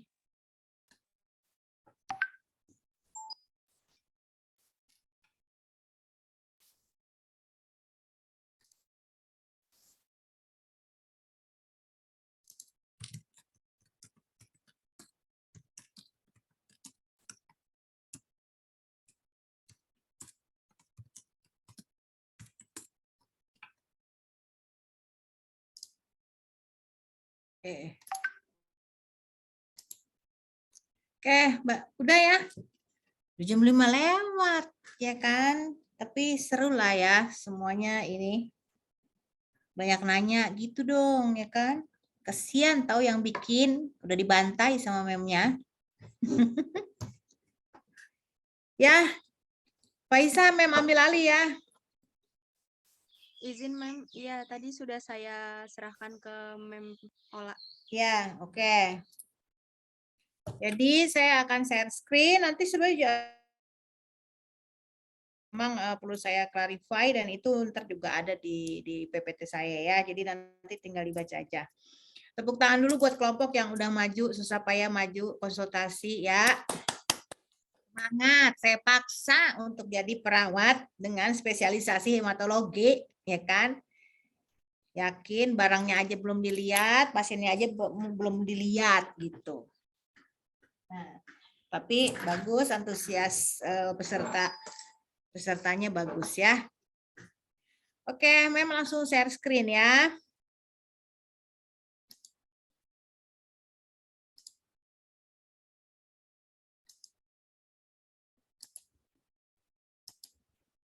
Oke, kelihatan nggak?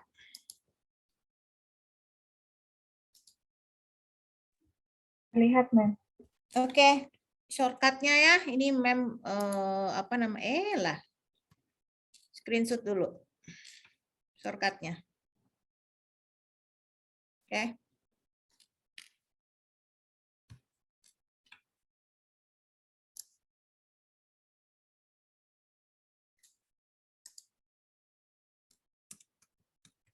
Udah?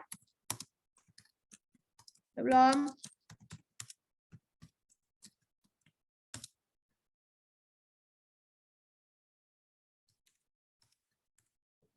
Dana?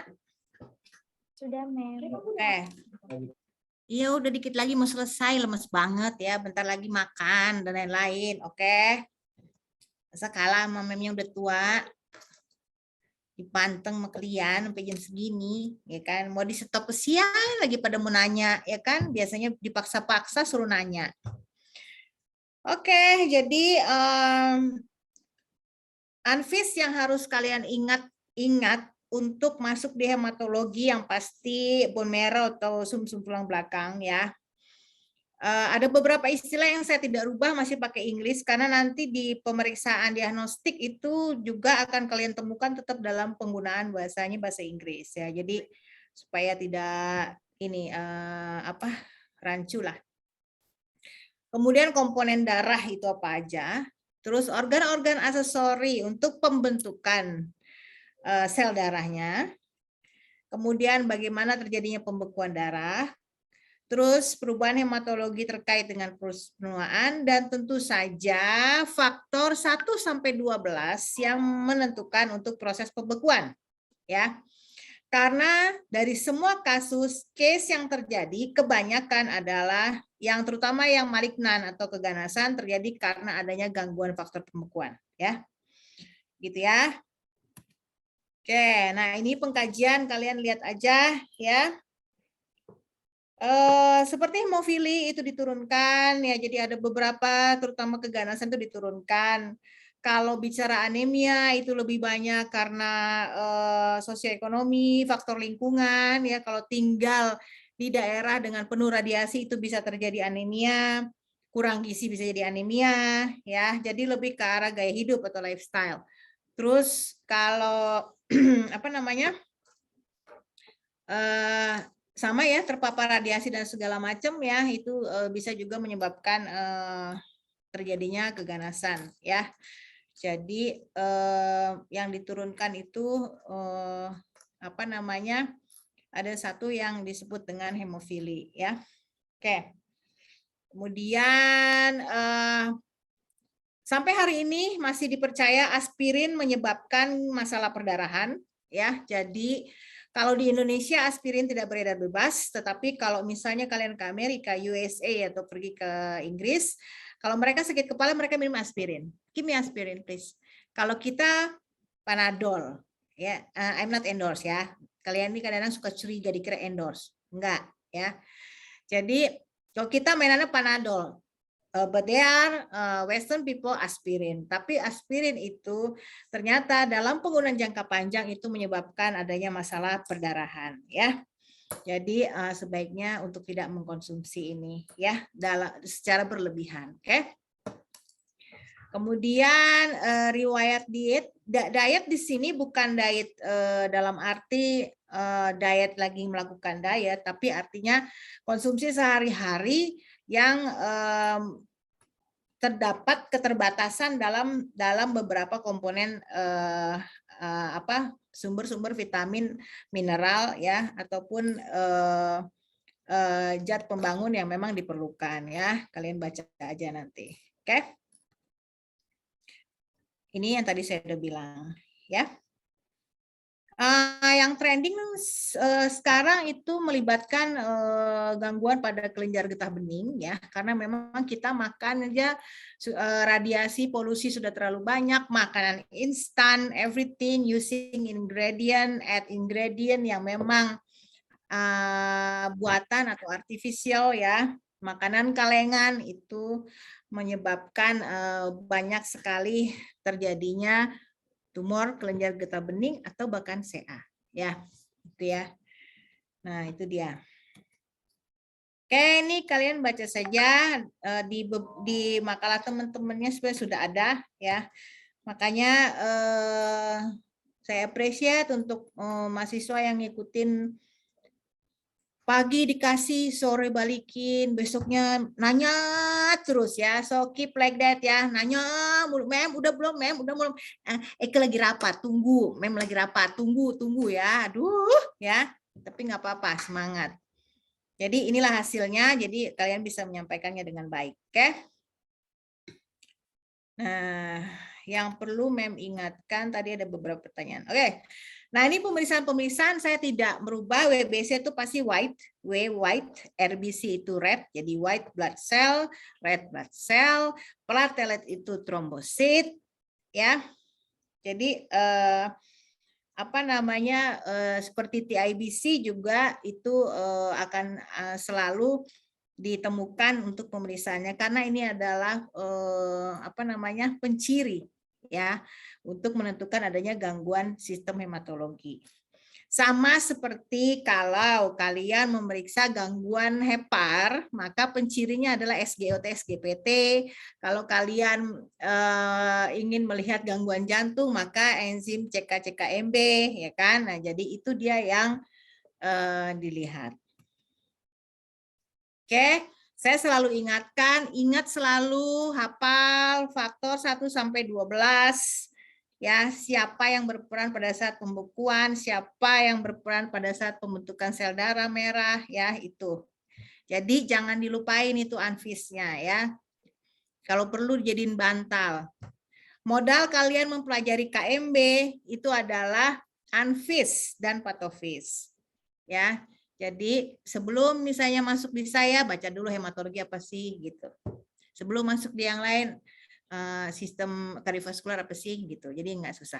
Oke, yang akan sering kalian lakukan itu biasanya terkait tadi juga pasiennya dengan DHF, karena itu saya minta DHF karena banyak terjadi ya, hampir setiap tahun selalu terjadi outbreak atau bukan wabah sih, tapi kita bilang outbreak karena memang besar-besaran ya terjadi. Nah itu dilakukan Rempelit test ya. Jadi Rempelit test itu nanti di apa namanya di praktek akan kita praktekkan gimana caranya Rempelit test.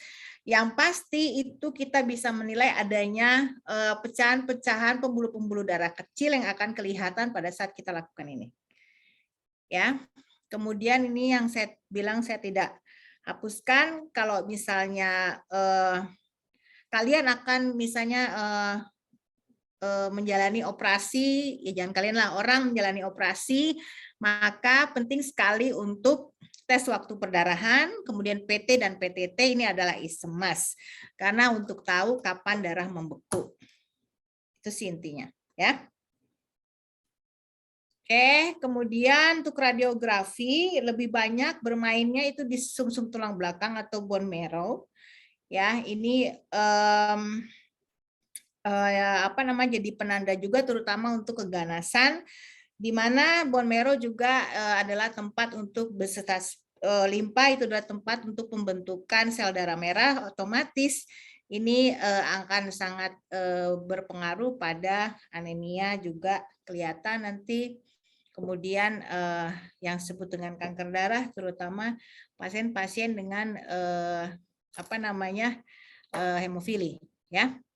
Kemudian kalau biopsi ya sama untuk melihat apakah kecenderungan yang paling sering terjadi adalah sel darah merah imatur atau tidak matang, itu bisa dilihat dari aspirasi dan biopsi ya. Oke, jadi saya tidak membahas DHF lagi karena itu DHF diberikan dalam bentuk presentasi. Jadi ini yang paling sering terjadi ya. Jadi nanti kalian lihat aja ya. Nah, kalau bicara tadi ini nanti saya lebih senang kalau kalian membuat patofisiologinya dalam patoflow seperti ini ya. Jadi nanti kalian lihat aja. Oke, ya lihat. Jadi setiap kali menulis makalah, setiap kali nanti kalian menulis laporan ASKEP, pemeriksaan diagnostik teoritisnya itu jangan yang diperiksa. Misalnya, hitung darah lengkap, jumlah trombosit, bleeding time, gitu doang titik. Enggak, apa yang abnormal terjadi pada sistem hematologi atau kasus yang kalian angkat tuh apa? Contoh di sini bleeding time memanjang. Ya, terus jumlah trombosit atau platelet rendah. Jumlah kadar Hb, jumlah sel darah merah, sel darah putih rendah. Ya, jadi itu yang dituliskan ya. Itu yang terjadi di anemia. Nah, sampai hari ini yang paling sering dilakukan oleh kita adalah transfusi. Yang biasa ditransfusikan adalah sel darah merah atau bekuan plasma ya, plasma beku. Atau juga bisa konsentrasi trombosit ya, depends kebutuhannya apa. Yang paling sering adalah transfusi RBC, ya. Kapan kita bilang bahwa dia perlu transfusi? Kalau HB-nya di bawah 10. Ya. Selama masih 10, padahal normal kan 13, ya, perempuan 12 ke atas, ya. Itu bisa dikejar dengan makan protein tinggi protein. Tetapi kalau sudah di bawah 10, maka kita harus lakukan transfusi. Ya. Nah, untuk anemia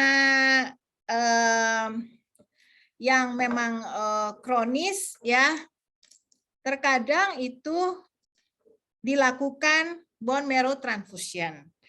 Tetapi ini mahal, ya.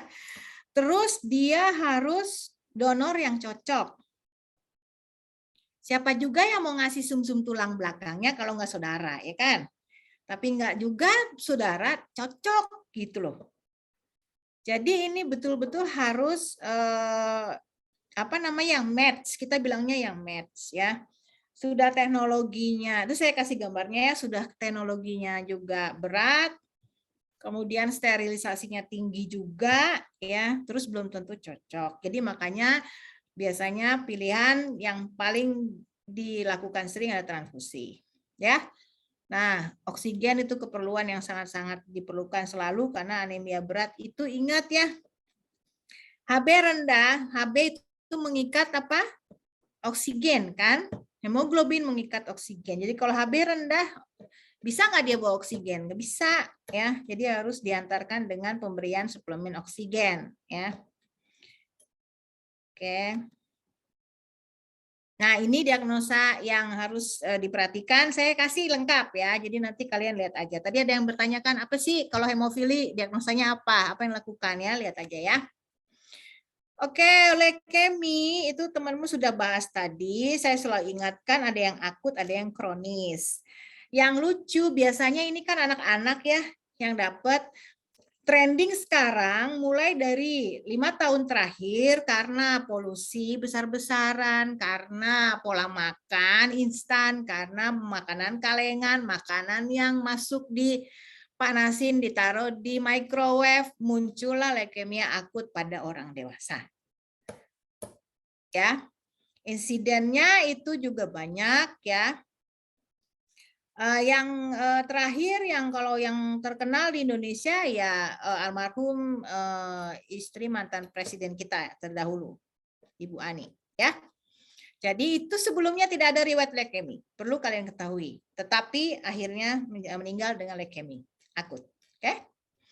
Kalau leukemi kronis itu yang dari anak kecil. Nah tadi ada yang nanya kan, bisa sembuh enggak? Begitu satu orang vonis bahwa dia mempunyai leukemia akut pada orang dewasa itu biasanya 5 years. Tetapi ya alhamdulillah puji Tuhan itu namanya anak kecil punya pertahanan tubuh yang berbeda ya. Tapi saya tidak mau membahas terlalu banyak anak-anak karena saya nggak ngajar anak-anak. Saya ngajarnya KMB itu adalah orang dewasa. Oke? Nah, itu bedanya mereka mempunyai sistem imun, sistem kekebalan tubuhnya dan penerimaan akan leukemianya berbeda. Dia bisa berumur sampai dengan lebih dari 5 tahun ya kan. Ada yang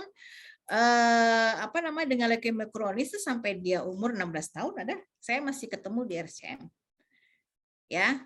Tetapi memang itu istilahnya uncurable. Tidak bisa disembuhkan. Kita bisa memperpanjang kehidupannya. Ya. Tetapi kalau leukemia akut, orang dewasa itu perkiraan hidup 5 tahun setelah divonis ini leukemia akut, maka didiagnosis bahwa umurnya tinggal 5 tahun lagi. Gitu ya. Oke. Tuh baca aja nanti. Ini yang harus diperiksa ya. Makanya jadi semua identik, yang diperiksa sama. Ya. Yang diperiksa sama. Gitu. Cuma ada di sini tambahan studi kromosom. Diambil DNA-nya karena untuk menentukan dia stadium berapa kansernya itu dengan studi kromosom. Ya. Oke, nah mau nggak mau dia kemoterapi sebagai pilihan karena tadi saya bilang BMT bone marrow transfusion itu mahal ya. Jadi kemoterapi itu adalah menjadi pilihan biasanya ya. Atau juga pemotongan sebagian dari limpa kalau memang terjadi penghancuran trombosit besar-besaran. Ya, jadi itu yang disebut dengan splenectomy. Gitu ya. Nah, jadi bisa parsial, bisa total. Parsial berarti sebagian, total berarti diangkat semua splinnya. Jadi otomatis yang menghasilkan sel darah merah terutama tinggal sumsum tulang belakang aja, tinggal bone marrow, ya. Gitu ya. Nah, ini ya saya berikan selalu yang diagnosa prioritas ya. Nah, hemofili ini diturunkan. Yang paling membedakan itu ada dia ada nama hemofili A, ada hemofili B. Kenapa dibedakan? Itu defisiensinya tergantung dari faktor pembekuan. Kalau faktor 8 ini yang paling banyak 80% cases, 80% kasus itu adalah klasik hemofili atau hemofili A. Kalau 20%-nya disebut penyakit Christmas atau dia adalah defisiensi faktor 9. Makanya saya bilang ingat-ingat faktor 1 sampai 12 harus di luar kepala, ngapain aja tugasnya. Ya. Nah, ini yang saya bilang diturunkan, tetapi dia sex linked inherited. Jadi Bapak ya, Bapak ini misalnya dia punya sakit hemofili, maka dia dapat dari ibunya yang karier tanpa gejala. Ya. Jadi dia ibunya punya hemofili, tapi dia ya enggak bergejala, aman. Turun ke anak lakinya, jadilah dia sakit hemofili. Gitu ya. Jadi itu yang disebut dengan sex linked inherited. Tetapi hemofili ini diperberat kalau ke perempuan itu dia betul-betul menjadi lebih severe atau parah karena ada menstruasi. Ya, sehingga umur kelangsungan hidup pada hemofili ini lebih banyak pada pria yang memang bisa bertahan ya. Tetapi ada juga sih yang selama dia mengikuti program pengobatannya itu terus-menerus dan itu teratur ya dia bisa, itu tadi saya bilang memperpanjang usia kehidupannya. Ya. Tetapi sekali lagi saya bilang perempuan dengan ada gejala ya itu dia diperberat dengan adanya menstruasi sehingga biasanya umurnya akan lebih pendek karena adanya menstruasi ya. Oke, ini kalian baca aja ya. Kalau di sini kita lebih bermain pada uji faktor pembekuan darah. Kalau untuk hemofili ya. Oke. Nah, ada ciri khas pada hemofili yaitu adanya infus cryoprecipitate. Jadi kalau kalian nanti dinas di ruang keganasan, baik itu di anak ataupun di dewasa, kalau kakaknya bilang, Dek, transfusi ya, transfusi krayo. Apa sih krayo gitu ya? Maksudnya ini cryoprecipitate. Karena ini hanya ada di hemofili. Transfusi tetap berjalan, diberikan fresh frozen plasma tadi yang darah beku ya. Kemudian ditambahkan cryoprecipitate. Kalau kalian ingin tahu cryoprecipitate warnanya kuning karena dia plasma yang disaring lagi ya. Sehingga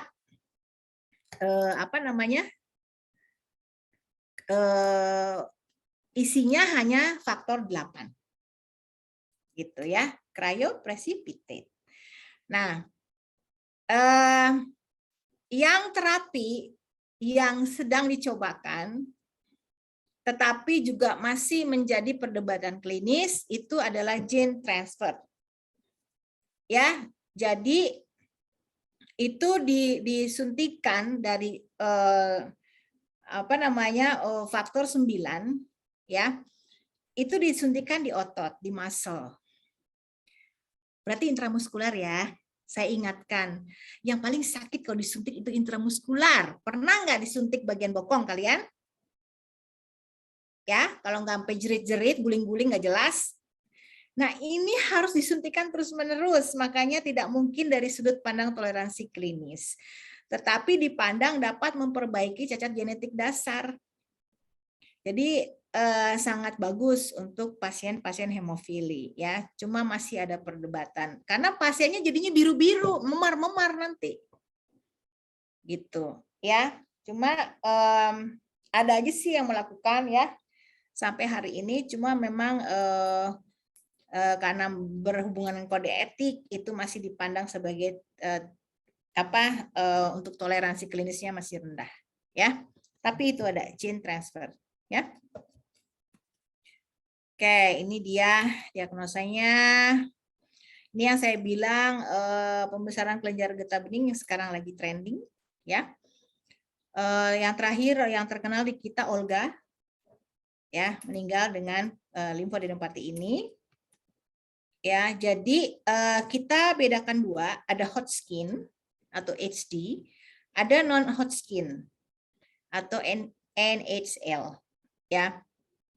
Jadi sel pembedanya itu adanya karena kalau di HD dia ada sel Rich-Steinberg ya.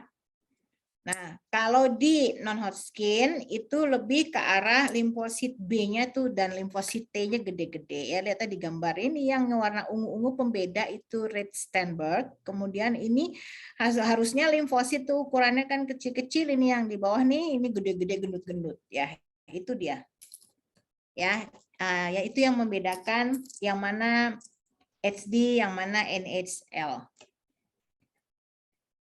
Saja ya. Jadi ini ada ditambahkan limfangiogram karena yang paling sering itu di leher ya, tiba-tiba gede gitu. Nah, itu biasanya diberikan kontras. Nah, ini seremnya itu bisa menyebabkan alergi ya. Jadi memang harus diketahui betul ini pasiennya ada alergi obat atau enggak. Kalau enggak ya udah tinggal biopsi aja.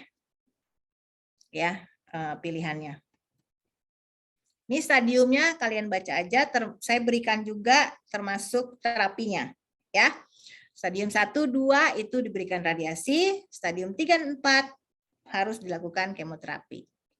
Gitu ya. Jadi itulah yang terjadi pada Olga ya. Oke, ini dia diagnosa ininya, utamanya. Udah selesai. Ya. Cepet kan? Karena kalian udah menyajikan juga dengan baik. Oke? Saya mau lihat anak-anakku dulu masih di situ apa enggak? Oh, ada, lengkap. Ya, apakah sudah terjawab semua yang belum terjawab? Sudah kan ya? Nah, saya jadi selalu ingatkan yang tadi pointers yang saya selalu tekankan itu selalu diingat karena itu modal dasar untuk belajar hematologi ya. Hematologi ini terkait nanti memang banyaknya di keganasan ya. Di keganasan sih kalau kalian nanti mendapat dinas di keganasan, di ruang keganasan ya ini akan ketemu. Ya. Oke, cukup jelas? Udah lapar ya? Mukanya udah kusyut. Ya. Cukup jelas semuanya? Jelas, Mem. Oke, kalau ada yang mau ditanya WA aja, tapi kalau slow respon jangan marah ya, dijawab, pastinya dijawab. Oke? Bisa saya tutup kelasnya? Cukup jelas? Bisa, Mem. Ya. Tadi kita udah screenshot belum ya? Belum. Ya udah screenshot deh sebelum tutup. Baik, Mem. Enak ya? Yuk. Baik, Mem. Terima kasih. Untuk kelas A boleh di raise hand terlebih dahulu.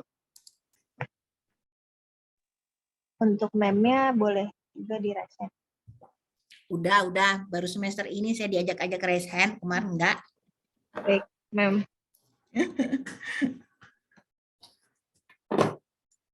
Ya. Kepada Farisa boleh di screenshot. Baik, Winda izin screenshot ya, Mem, buat slide 1, 2, 3. Dan untuk slide 2, 1, 2, 3. Untuk kelas A sudah cukup, bisa lower hand.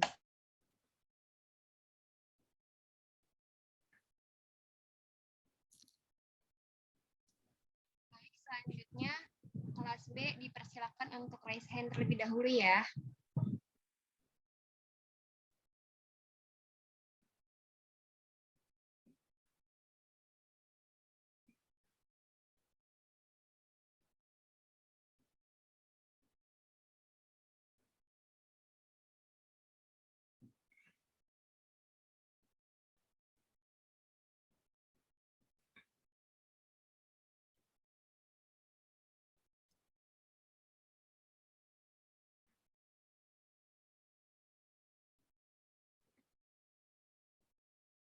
Udah belum? Kok nggak ada aba-aba sih, Neng?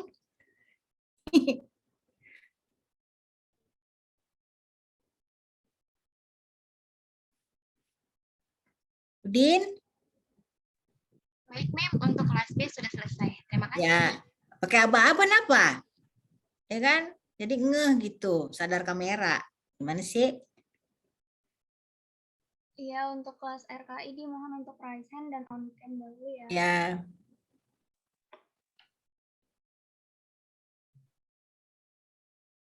Oke. Slide pertama.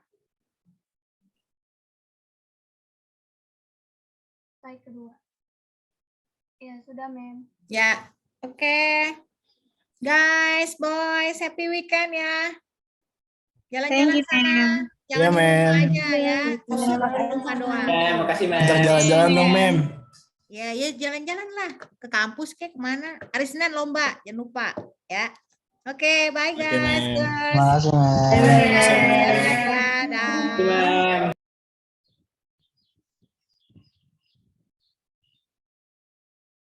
Makasih, Mem. Aris, anjing lu, Riz. Berisik lu. Masih di record, masih di record.